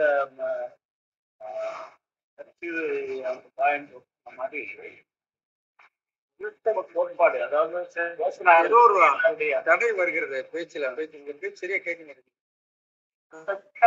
அந்த பட் நம்ம போக்கஸ் வந்து தமிழ்ல மன்னிக்கிற வார்த்தை எப்படி வந்தது, அது முக்கியமானது. அதுக்கு முன்னாடி நமக்கு இருக்கிறதெல்லாம் பொறையுடைமை, பொறுத்தார், பொறுத்து கொள்ளுதல், பொறுத்து அருளல், இதெல்லாம் வருது. பட் மன்னிப்பு அப்படின்ற வார்த்தை முத எங்க வருதுன்றது எனக்கு என்னுடைய தரவுகள்ல 19 தான் வருது. வள்ளலார் வந்து காட்டியிருக்காங்க. அப்புறம் கிறிஸ்துவ நூல்கள்ல இருக்கு, கிறிஸ்துவ நூல்ல அதிகமா இருக்கிறது. கரெக்ட். அது மறுபடியும் பார்க்கணும் யாராவது. ஐயா, இந்த இதுல அவர் மணக்குட உரையில வந்து செல்வ மிகுதியால் ரொம்ப மோசமா நடந்துக்கிட்டா அதை பொறுக்கணும் அப்படின்றது வந்து அது அவ்வளவு ஏற்புடையதா இல்லை. பரிமேலழகர் சொல்றதுதான் ரொம்பவும் ஏற்கிற மாதிரி இருக்கு. அதாவது அந்த மனச்சிறக்கு, கர்வம், ஆணவம், இந்த அர்த்தத்துல வந்து அது பொறுக்குது.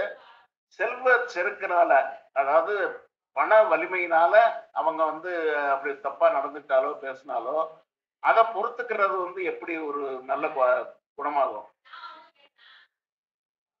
அதாவது இந்த மிகுதிங்கிறது எனக்கு என்ன கொழுப்பு, பணக்கொழுப்பு, கொழுப்புங்கிறது மிகுதி தானே. அதனால அறிவு கொழுப்பு கூட இருக்கும். அறிவு சில சமயம் அறிவு கொழுப்புனால கூட அந்த ஆரக்கணி இருக்கலாம். அதான் அது சொல்றாரு. இளமை சொல்றாரு, கல்லாமையினால, அறிவில்லாமையினால செய்யலாம், உடல் வலுவினால சொல்லலாம், செல்வம் எல்லாம் சொல்றாரு. எல்லாத்தினாலும் மிகுதி அப்படிங்கிறது ஒரு எக்ஸஸ் தானே, ஒரு அதிக்கிரமம்.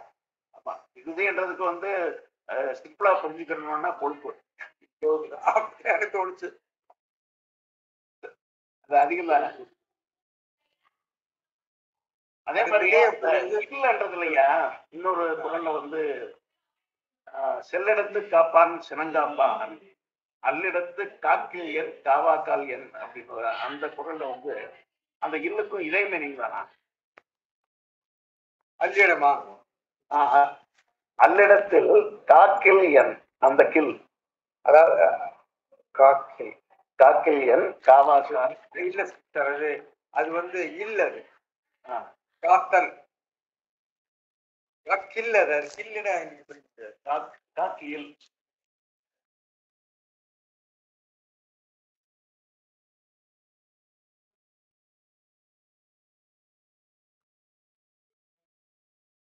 சார் செயின் வாய்பாட்டு எச்சம் தானேங்க சார் இது? காக்கின் செயின் வாய்பாட்டு எச்சம் சார் இது. ஆமாங்க சார். அது பின்னாடி இன்னுங்கிறது இல்லாம மாறுதுங்க சார். செயின் ஆமாங்க சார்.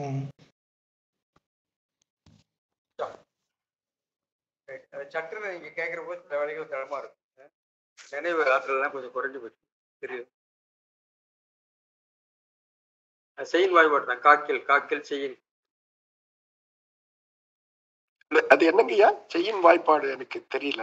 செயின் வாய்ப்பாடுனா செய்தால் அர்த்தம் சார். செய்தால், நீங்கள் வந்தால் மழை பெய்தால் குளம் நிறையும், மழை பெய்யின் குளம் நிறையும். அதான் செய்யின். செய்தால், செய்தாக்கா, சில வட்டார வழிகள் செய்தாக்கா, வந்தாக்கா, வராங்காட்டி அப்படின்னு சொல்லாங்கல்ல, வராங்காட்டின்னு சொல்றாங்கல்ல, அது வேறையோ? வேற சார். அது என்ன சார், என்ன வடிவம் சார்? நீ வராங்காட்டி வருவதற்குள் அர்த்தம். நீ வராங்காட்டி வருவதற்குள் என்றால் வருவதற்குள் அர்த்தம். பாபாத்தியார சார் அந்த பாட்டு கூட வரும், நீ வராங்காட்டி நான் விட மாட்டேன் சார். பாட்டு ஒண்ணு இருக்குல்ல, மனோரமா பாட்டு ஒண்ணு எனக்கு ஞாபகம். அது சொல்றாரு அவரு. அதான் சொல்றேன், பாபாத்தியாரே ஊட்டாண்டா நீ வராங்காட்டி நான் விட மாட்டேன்.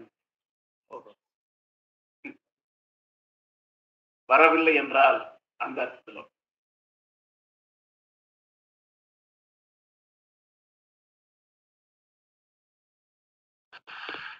அந்த துறந்தாரில் பற்றி நீங்க சொன்னீங்க. நான் நீங்க சொல்ற வரையில நினைத்து கொண்டிருந்தது துறந்தாரின் என்றால் அவரை விட அப்படின்னு நினைச்சிட்டு இருந்தேன். துறந்தாரில் அப்படிங்கிறது துறந்தாரின் இன்னுன்னு தான் பிரிக்கணும், இல்லுன்னு பிரிக்க கூடாது. அப்ப துறந்தாரை விட அப்படின்னு வருமா, துறந்தாரை போல அப்படின்னு சொன்னீங்க? ரெண்டு விதமா பொருள் சொல்லியிருக்காங்க. இங்க வந்து போல என்று சொல்லுவது பரிமேலழகரும் மணக்குடவும் வரும். வேறு சிலர்லாம் விடான்னு எடுத்துக்கிறாங்க. இந்த துறவிகளை விட இவர்கள் சிறந்தவர்கள் என்ன, இல்ல துறந்தவர்களை போல சிறந்தவர்கள்.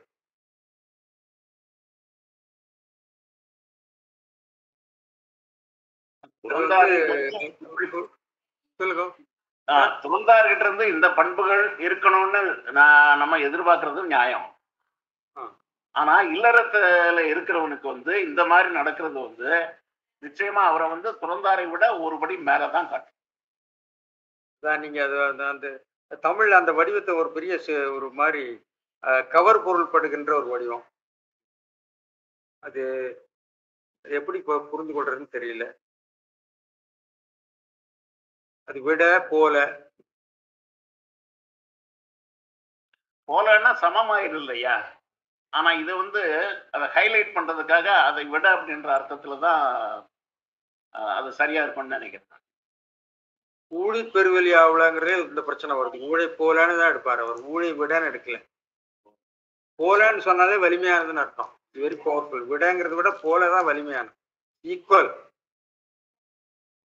விட அப்படிங்கிறப்போ ஒண்ணு தாழ்வையாக இருந்து மேல போகுதுங்கிற அர்த்தம் வந்துடும்.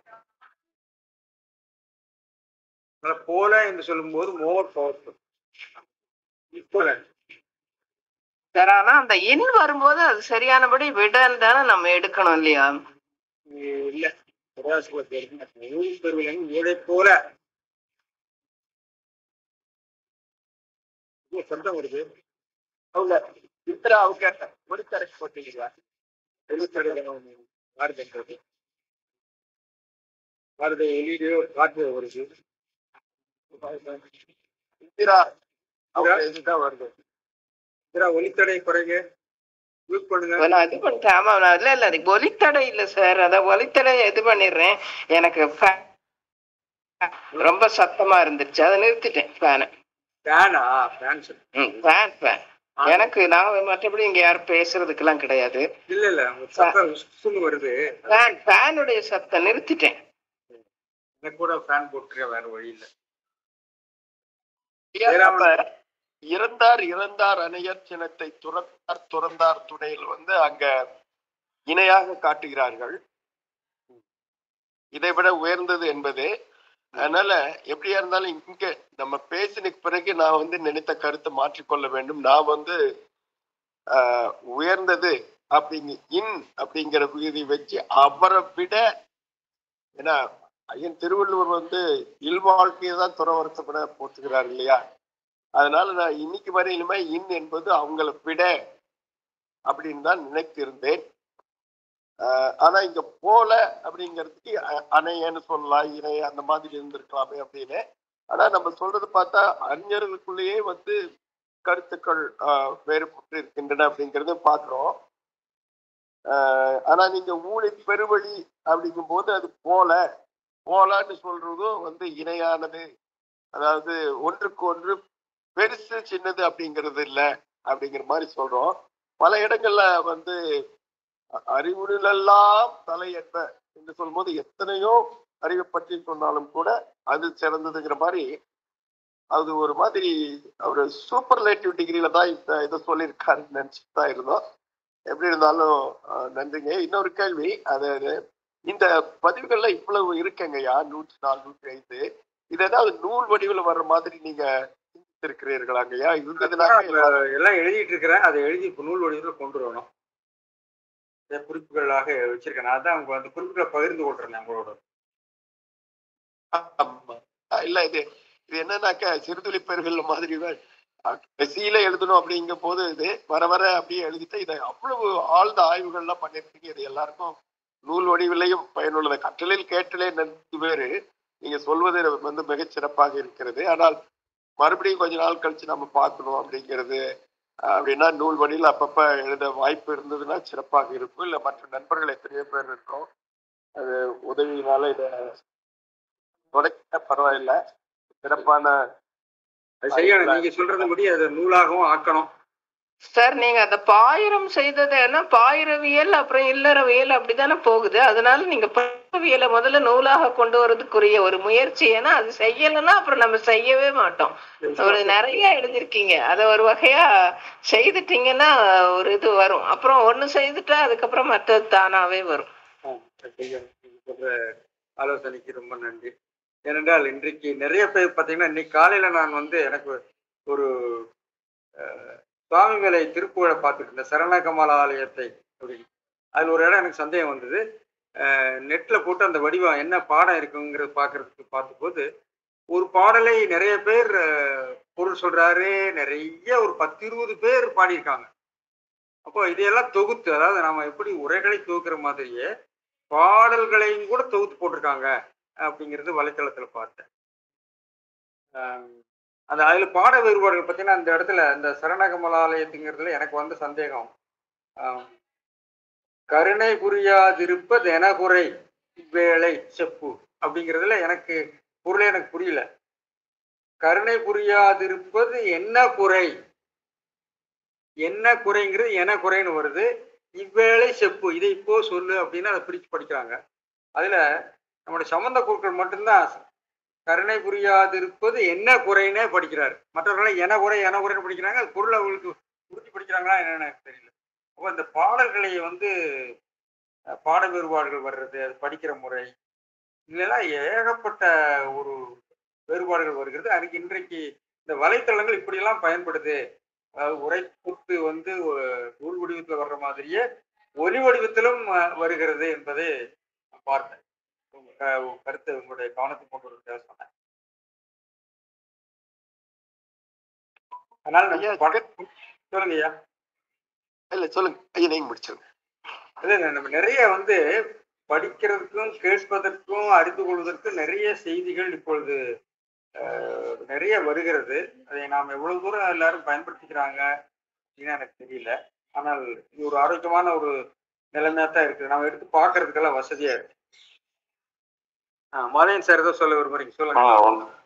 ஒண்ணும் இல்லை சார், இந்த காட்டில் சொன்னீங்க இல்லையா, காட்டில் ஆமா, அது லெக்சிகன்ல பதிவா இருக்கு. எப்படி சார்? காட்டில்னு ஒரு பொருள், காட்டிலும்னு ஒரு என்ட்ரி, 2 என்ட்ரி இருக்கு.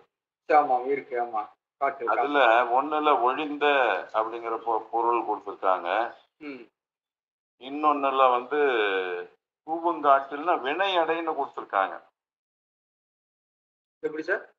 வினை அடைன்னு கொடுத்துருக்காங்க. அது எப்படி, என்ன எடுத்துக்காட்டு? அது கூவங்காட்டில் அப்படின்னு கொடுத்துருக்காங்க, விடியங்காட்டிலும் அப்படின்னு ஒண்ணு கொடுத்துருக்காங்க. வரையும்ங்கிற பொருளா? அது அவங்க as soon as என்கிற பொருளை கொடுத்துருக்காங்க. உடன்கிற பொருள் கொடுத்துருக்காங்க. இப்ப கூவங்காட்டில் விடியங்காட்டில்னா விடிவதற்கு முன்னுன்னு தான் அர்த்தம் அது. ஆனா அது கூட்டு வினை எச்சமா தான் எடுக்கணும். இந்த காட்டிலுக்கு தனியா அதில் பொருள் இல்லை. அந்த வினை பெயரெச்சத்தோட சேர்ந்து வந்தாதான் அதற்கு பொருள்.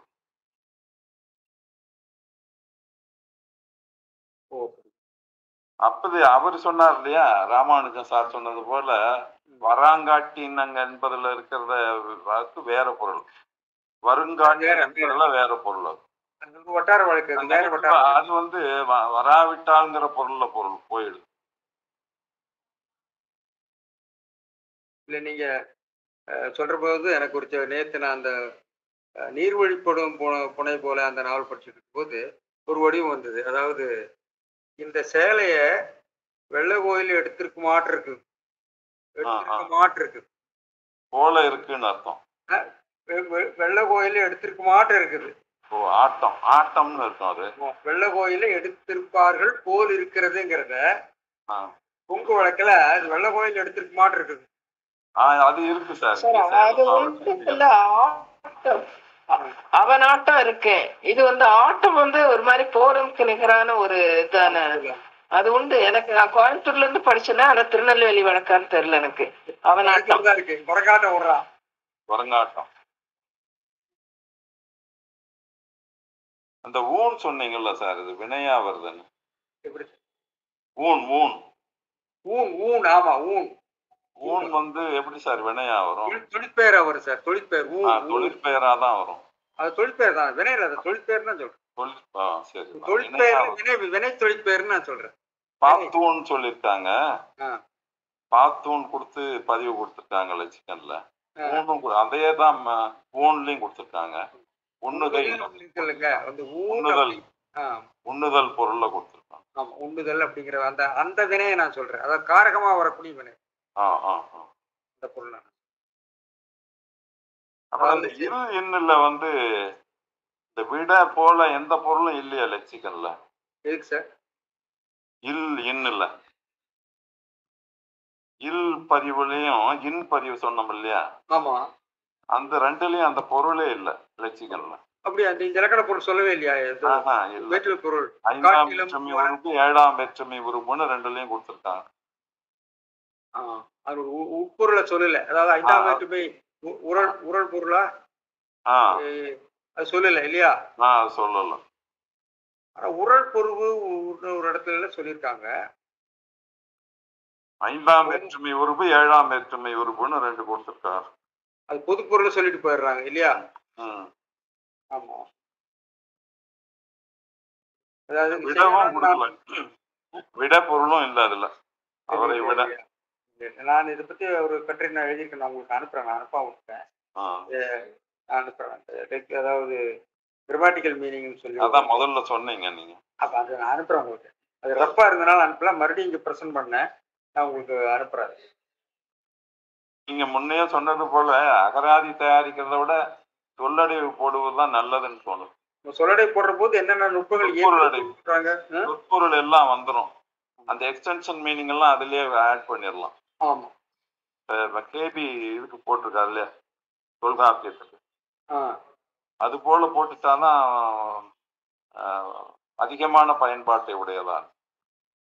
அகராதினா தேடி கண்டுபிடிச்சு எடுக்க வேண்டியிருக்கு.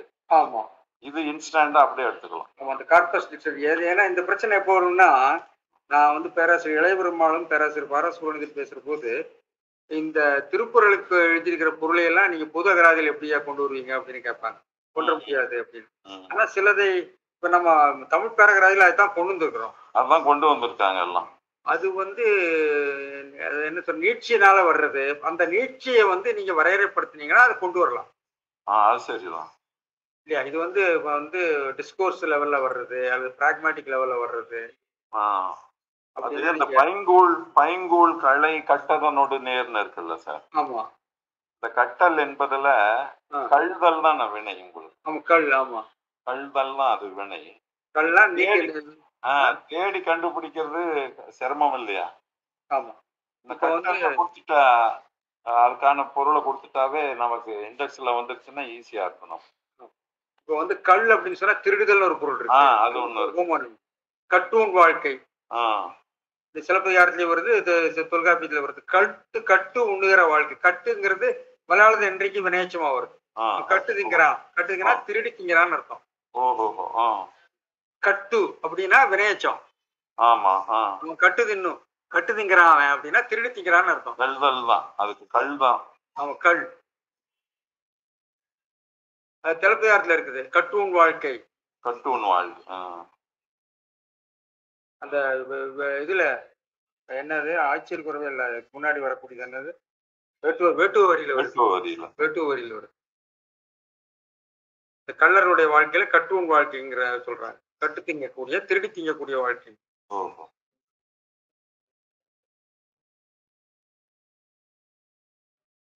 சொன்னீங்கல்ல சார், கில்ல பத்தி சார் ஒரு விரிவா எழுதியிருக்காரு மோகன்ராஜ் தான். அது மறுபடியும் எனக்கு நினைவு கொண்டு வந்தாரு. நீங்க பாக்கலையா அந்த கட்டுரைகளை? இது ஆர்கோதா? ஆர்கோ விரிவா எழுதியிருக்காரு சார். இங்கிலீஷ்ல இருக்கிறது விரிவான கட்டுரையா இருக்கு. அது எதுல இருக்கு மோகன்ராஜ்? இதுல தானே dynamics of Tamil works.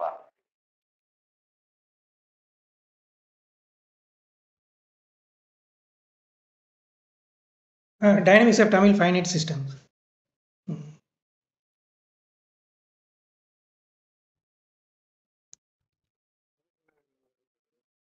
Tamil செய்த பதிவு இருக்கா சார் தமிழ்ல?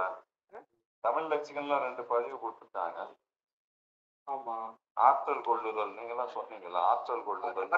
அவர் சொல்றாரு ஆ எமர்ஜிங் எபிலிட்டி வெர்ப் அப்படின்னு சொல்லி அது தலைப்பு கொடுத்து ஒரு தலைப்புல விரிவா எழுதியிருக்காரு. எழுதல் என்பதற்கு சம்மதித்தல்னு ஒரு பொருள் கொடுத்துருக்காங்க இன்னொரு பதிவுல. ஓ 2 பதிவு இருக்கு. இது ஒண்ணு வந்து ஆற்றல் கொள்ளுதல் ஒண்ணு, இன்னொரு கீழ்ல டு அக்ரின்னு கொடுத்துருக்காங்க. தக்கையாக பரணி கொடுத்துருக்காரு 57. என்ன வடிவங்க? என்ன வடிவம்? அதான் கீழ் தான். கிற்குமேன்னு இருக்கு. இறைவி கிற்குமேன்னு திருவாசகத்திலே வருது. அருகிலேன்னு வருது இல்ல சார்? அருகிலேன் வருது, செய்கிலேன், சாகித்பின், செய்கித்பின். அது நெகட்டிவ் மீனிங்ல தானே வருது உங்களுக்கு. அருகிலே, அருகில், ஏன் ஏன் அருகிலேன், கில் அருகில்ல அருகில்ல அப்படின்னு மலையாளத்துல உண்டு. அருகில்லன்னா வந்து அருகில் அப்படிங்கிறது ஆற்றல் தான். எனக்கு அது தெரியாது. I am not able to understand.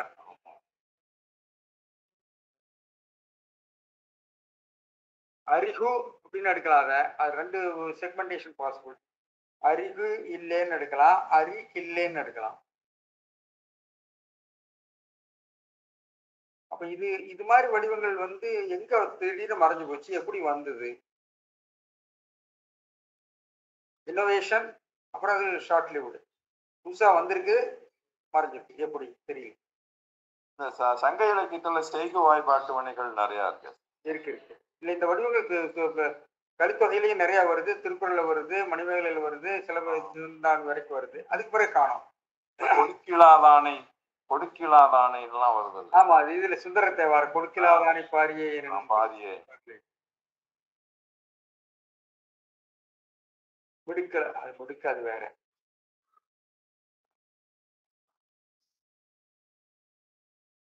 ஐயா, திருக்குறள்ல பாட வேறுபாடு நிறைய இருக்காங்க ஐயா? இல்ல அது இருக்கையா? நாம வந்து ஒரு மாதிரி ஒரு பாட வேறுபாடுகளை வந்து பரிமையாளர்களை வைத்துக் கொண்டு ஓரளவுக்கு நிலைப்படுத்தி அதை பயன்படுத்திட்டு இருக்கிறோம். ஆனா ஏட்டுச்சுவடிகள்ல இந்த பாடங்கள், அதாவது இது மாதிரி விஷயங்கள், நுட்பமான பாடங்கள்லாம் நிறைய இருக்கு. இன், இல், அப்புறம் அந்த உடையார், உடையார், இதெல்லாம் நம்ம வந்து தடுமாறு பல இடங்கள். அது பூரா உட்காந்து பார்க்கணும். மொத்தத்துல நம்ம வந்து வடிமையாளர்கள் காலத்துல ஓரளவுக்கு பாடங்கள் நிலைபெற அடைந்து விட்டன. அதுக்கு முன்னாடி என்ன பாடங்கள் அவரே பல பாடங்களை சொல்றாரு. அந்த பாடங்கள் மூலமாக அந்த பாடங்கள் இருந்தது நமக்கு தெரியுது.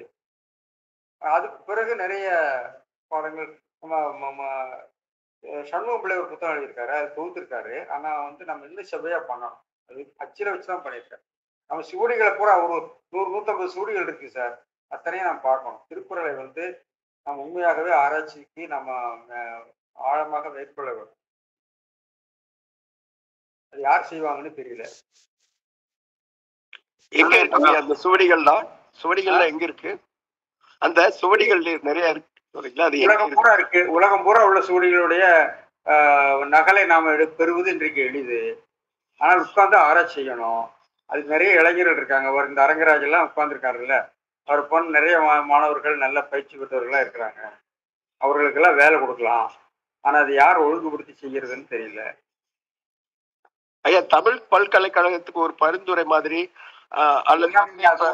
இப்ப நம்முடைய பேராசிரியர் பாலசுப்ரமணியம் வந்து அந்த நான் கொடுத்த அறிக்கையை வைத்துக்கொண்டு அவர் பெரிய திட்டம் கொடுத்த போது நம்முடைய தமிழ்நாடு அரசாங்கத்துடைய தமிழ் வளர்ச்சித்துறையினுடைய ஆட்கள் என்ன சொன்னாங்கன்னா, திருக்குறளை தான் எல்லாம் செய்ய என்னையா செய்யறதுக்கு இருக்கு, ஏன் போட்டு மறுபடியும் அதையும் செய்யுங்க அப்படின்ட்டாங்களாம். அப்புறம் இது மாதிரி அபிஷ்டத்தனமா பேசுறவங்கள்ட்ட என்ன பண்றது? ஐயா, இப்ப கொஞ்சம் கனிவா இருந்திருக்குங்க. அந்த காலகட்டத்துல இருக்கா கூவே பாலசுப்ரமணிய ஐயாவுக்கு நிறைய தொடர்புகள் உண்டு. அதை மறுபடியும் தூசி தட்டி முயற்சி பண்றது. ஏன்னா நீங்க சொல்ற கருத்து வந்து, அதாவது நான் வந்து நம்பிக்கை ரொம்ப குறைவான ஆளு, நன்னம்பிக்கை இல்லாதவன், அவநம்பிக்கையாளன். ஆனா உங்க நம்பிக்கையை மனதில் கொள்ளுவோம். இல்ல ஐயா, இப்ப நீங்க மறுபடியும் அவரு நல்ல நேர்கோட்டில் இருக்காருங்கிறது நான் அன்றாடம் பார்க்கிறேங்கய்யா. அது ஏற்கனவே ஒரு திட்டம் இருந்தா இதை இப்ப முயற்சி பண்ணி பார்க்கலாம் அப்படின்னு சொல்லிட்டு இப்ப திருக்குறளுக்கு கொஞ்சம் கூடுதல் இதெல்லாம் பண்றாங்க ஐயா தமிழ் வளர்ச்சித்துறையில. அதனால அதை சிரமம் பாராமல் நீங்க அவருக்கு ஒரு கூவேபாய் கிட்ட ரிப்போர்ட் பெரிய ப்ராஜெக்ட் ரிப்போர்ட் அனுப்பியாச்சு, குப்பையில போட்டாச்சு. சொல்லுங்க. அவரு கூவே பாலசுப்ரமணியன் நினைச்சிட்டு இருக்காரு. அவர் யாரு? நீங்க சொன்னவரை. இல்ல இல்ல, கூவே பாலசுப்ரமணியம் இல்ல, கோ பாலசுப்ரமணியம் துணைவேந்தர். அவர் அதை எடுத்துக்கொண்டு போய் அதை தன்னுடைய காலத்திலேயாவது அதை உருவாக்கி விட வேண்டும் என்று ரொம்ப முயற்சி பண்ணாரு. அதை தூக்கி போட்டாங்க முதல் நாள். அங்க செய்யறதுக்கு யார் சார் இருக்கா? செய்யறதுக்கு முதல்ல ஆள் இல்ல. இப்ப நம்மளால செய்ய முடியாது. சுந்தரமூர்த்தி சார்கிட்ட சொன்னோன்னே என்னால செய்ய முடியான்ட்டாரு அவரு. அப்புறம் யார் செய்வா? ஆனா அந்த திட்டத்தை வந்து உறுதியா நீங்க வந்து இவ்வளவு இத்தனை பேர் முன்னெடுத்து செல்றது இது அது நான் குவே பாப்பா அப்படின்னு தவறா சொன்னதா கூட அது பழம் நழுவி பால் வருந்த மாதிரி அவருக்கு தொடர்புகள் உண்டுங்கய்யா. இப்ப செய்யக்கூடிய ஆற்றல் உள்ளவர் தான், செய்யலாம். ஆனால் யார் இந்த திட்டத்தை கொடுப்பாங்க, யார் கையில் கொடுப்பாங்க, எங்க வச்சு நடத்துவாங்க தெரியல. இப்ப மறுபடியும் தமிழ் வளர்ச்சித்துறையினுடைய கவனத்துக்கு கொண்டுட்டு வர முடியுமாங்கய்யா? அது எனக்கு ஐயா, எனக்கு அரசாங்கத்தோட எல்லாம் பெரிய தொடர்பு கிடையாது. ஏன்னா இவர்களோட எல்லாம் என்னால பேச முடியாது. இப்ப நாங்கெல்லாம் வயசாயிடுச்சு பார்த்தீங்களா, அதனால இளைஞர்களை பார்க்கிற போது இந்த மிகுதி தான் வருது. பொறையோடவே எங்களுக்கு எல்லாம் கம்மி. திருக்குறளை வேணா சொல்லிட்டு போலாம், பொறை கம்மி. அவர்கிட்ட எல்லாம் பேச முடியாது. நிறைய முனைவர் பட்டங்கள் தமிழ் பல்கலைக்கழகத்துல பண்றதுக்கு இன்றும் மாணவர்கள் வரத்தான் செய்யறாங்க. நிறைய இல்லைனாலும் வர்றாங்க. அதனால இப்ப தமிழ் பல்கலைக்கழகத்தினுடைய வெளிச்சத்துல தானங்கய்யா இருக்குது. இப்ப ஐயா, திருக்குறளுக்கு 1968 தமிழ் மாநாடு நடந்த போது சென்னை பல்கலைக்கழகம், மதுரை பல்கலைக்கழகம், அண்ணாமலை 3 இடத்திலும் ஒரு இருக்கைகளை அமைத்தார்கள். சென்னையிலும் மதுரையிலும் நடந்தன. அதான் சார் வந்தார், முருகரத்தன் சார் வந்தாரு. வந்து அவரால் இணைய முடியல. அங்கதான் வந்து நம்முடைய தண்டபாணி தேசியருடைய உரை வளம் வரைக்கும் வந்தது. சென்னை பல்கலைக்கழகத்துல சுந்தரமூர்த்தி ஐயாவும் நம்ம சண்முகம் செய்தாங்க. அண்ணாமலை பல்கலைக்கழகத்துல ஒன்றுமே நடக்கல. அப்புறம் கடைசியில கூவேப்பா போய் என்னமோ சிலதெல்லாம் செய்து கொடுத்தாரு. அதனால அந்த இருக்கைகளையே ஒழித்து விட்டார்கள். அதுக்கு என்டோமெண்ட் இருக்கு. அதை வந்து ஒரு நிறுவன ரீதியாக செய்யலாம்.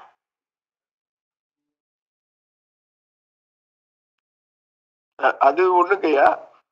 இப்ப இது முனைவர் பட்டத்துக்கு எதேதோ போய் இவர் நூலில் அந்த எழுத்துக்கள் இருக்கு, அவர் நூலில் இந்த எழுத்து, சும்மா குப்பை மாதிரி முனைவர் பட்டம் பண்றதுக்கு பதிலாக இந்த மாதிரி இது பண்றதுல பல்கலைக்கழகங்களை பாத்தீங்களாக்க ஸ்டோனி ப்ரூக்ல ஒரு இது இருக்கு, ஹார்வர்ட்ல இருக்கு, அப்படிலாம் இருக்கு. அவங்களுடைய கருத்துக்கு நம்ம கொண்டுட்டு போலாங்க. அப்ப அதனால நம்ம மனம் தளராமல் அதை வந்து முன்னெடுத்து செல்வது இப்ப நீங்க சொல்வது தாங்க கடமை. நீங்க செய்யணும்னு எதிர்பார்க்கல. அதை மறுபடியும் தூசி சட்டி வெளிச்சம் போட்டு காட்டாக்க இப்ப இத்தனை பல்கலைக்கழகங்கள் வெளிநாட்டில் உருவாகின்றன. அதனால நிதி உதவி வருவதற்கு வாய்ப்புகள் இருக்கு. அப்படிங்கிறதுனாலதான் வந்து மடுத்த வாயெல்லாம் பகடார் ஊற்றை இடுக்க இடர்பாடு உடைத்த மாதிரி நம்ம வெளிச்சம் போட்டு மறுபடியும் காட்டுவது சிறப்பாக இருக்குன்னு வேண்டுகோள். நானும் உங்ககிட்ட பேசுறேங்க அதை பற்றி. அதனால விடக்கூடாது. ஏன்னா ஒரு சிந்தனையோடு இத்தனை ஆண்டுகளாக இது தேவை என்று சொல்லும் போது திருக்குறள் எல்லாம் படிச்சுட்டாங்கன்னா, உண்மையை சொல்ல போனாங்கய்யா, பள்ளிகளில் திருக்குறளை கொண்டுட்டு வர்றது வர்றாங்க. ஜூன் மாதத்திலிருந்து நடைமுறை கொண்டுட்டு வரேன், நன்னறிவு பிளஸ் சொல்லிக் கொடுக்கறதுக்கு ஒரு வாரம் ஒரு அதிகாரத்தை சொல்லிக் கொடுக்கறதுக்கு அப்படிங்கிறதுக்கு நான் 150 குட்டிகாரர்கள் போட்டு இப்ப வெற்றி பெறும் மாதிரி இருக்குங்கய்யா. அதனாலதான் சொல்றேன், இது தொடர் முயற்சியை தவிர ஏன்னா இவர்களுக்கு புரியவே இல்லை. புரிய வைப்பது ஒன்று, நிதி ஒதுக்குவது ஒன்று, மாணவர்களை அதில் பயன்படுத்தி அதை வந்து உண்மையான முறையை செய்து முடிப்பது. செயல்பாட்டை செயலை தொடங்கினா தானங்க முடிக்க முடியும். தொடங்கவே இல்லைன்னா எங்க போய் முடிக்கும். அதனால சிரமம் பாராமல் நீங்க நிறைய பேர் சொன்னீங்க, இந்த குழுவிலையும் இருக்காங்க. அதை மறுபடியும் சிரமம் பாராமல் வெளிச்சம் போட்டு இது பண்ணா தமிழ் வளர்ச்சித்துறைக்கு இப்ப இவரு கோயம்புத்தூர்ல இவர் சுப்பிரமணியம் ஐயா இருக்காரு இல்லைங்க, அவரு இப்ப இருக்கிற அரசாங்கத்துக்கோட நெருங்கிய தொடர்புல இருக்காரு. நான் அவரு கூட நெருங்கிய தொடர்புல தான் இருக்கேன். சுப்பிரமணியம் தமிழ் பல்கலைக்கழகத்தினுடைய அவர் வந்து மிக நெருங்கிய தொடர்புல தான் இருக்காரு இப்ப இருக்கிற தமிழ் வளர்ச்சித்துறை அரசு தொடர்புல. அதனால பேசுவையா உறுதியா நீங்க இதை வந்து ஐயா செய்வோம். நான் பேசுவோம். நன்றி. நன்றி நன்றி. இப்போ முடிவு சேரலாமா? என்ன நேரம் ஆயிடுச்சுன்னு நினைக்கிறேன் எல்லாருக்கும். முடிச்சிருங்க கௌசி. அனைவருக்கும் வணக்கம். பேராசிரியர் கீதா ஆய்வட்டத்தினுடைய 107வது சொற்பொழிவு இன்று இதே நடைபெற்றது. சில தடங்கல்கள் இருந்தாலும் ஐயா அவர்களுடைய முயற்சியினாலே இன்று உரை மிகச் சிறப்பாக நடைபெற்றது. உரையும் அதே எந்த அளவுக்கு ஐயா உரை ஆற்றினார்களோ அதோட ஈக்குவலா டிஸ்கஷனும் இன்னைக்கு ரொம்ப நேரம் நடந்தது. சொல்நிலைகளிலும் பொருண்மை நிலையிலும் அகராதி நோக்கு நிலைகளிலும் பல அருமையான கருத்துக்களை ஐயா அவர்கள் வைத்தார்கள். ஐயா அவர்களுக்கு பேராசிரியர் கீதா ஆய்வட்டத்தினுடைய சார்பிலும் இணைப்பிலே சேர்ந்திருக்கக்கூடிய ஒவ்வொருத்தருடைய சார்பிலும் நன்றியை தெரிவித்துக் கொள்கின்றோம். அந்த வண்ணமாக இந்த டிஸ்கஷனை முன்னெடுத்த விவாதங்களை முன்னெடுத்து சென்ற பேராசிரியர் பெருமக்கள் ஒவ்வொருத்தருக்கும் நன்றி கூறிக்கொண்டு இந்த சொற்பொழிவு இங்கு நிறைவு பெறுகிறது என்பதை தெரிவித்துக் கொள்கின்றோம். நன்றி, வணக்கம். நன்றி, வணக்கம். வணக்கம். மோகன்ராஜ் வந்து அந்த பதிவு அனுப்புவாரு. இது பணம் கட்டுறதுக்கு எப்போ? சரி. நன்றி, வணக்கம்.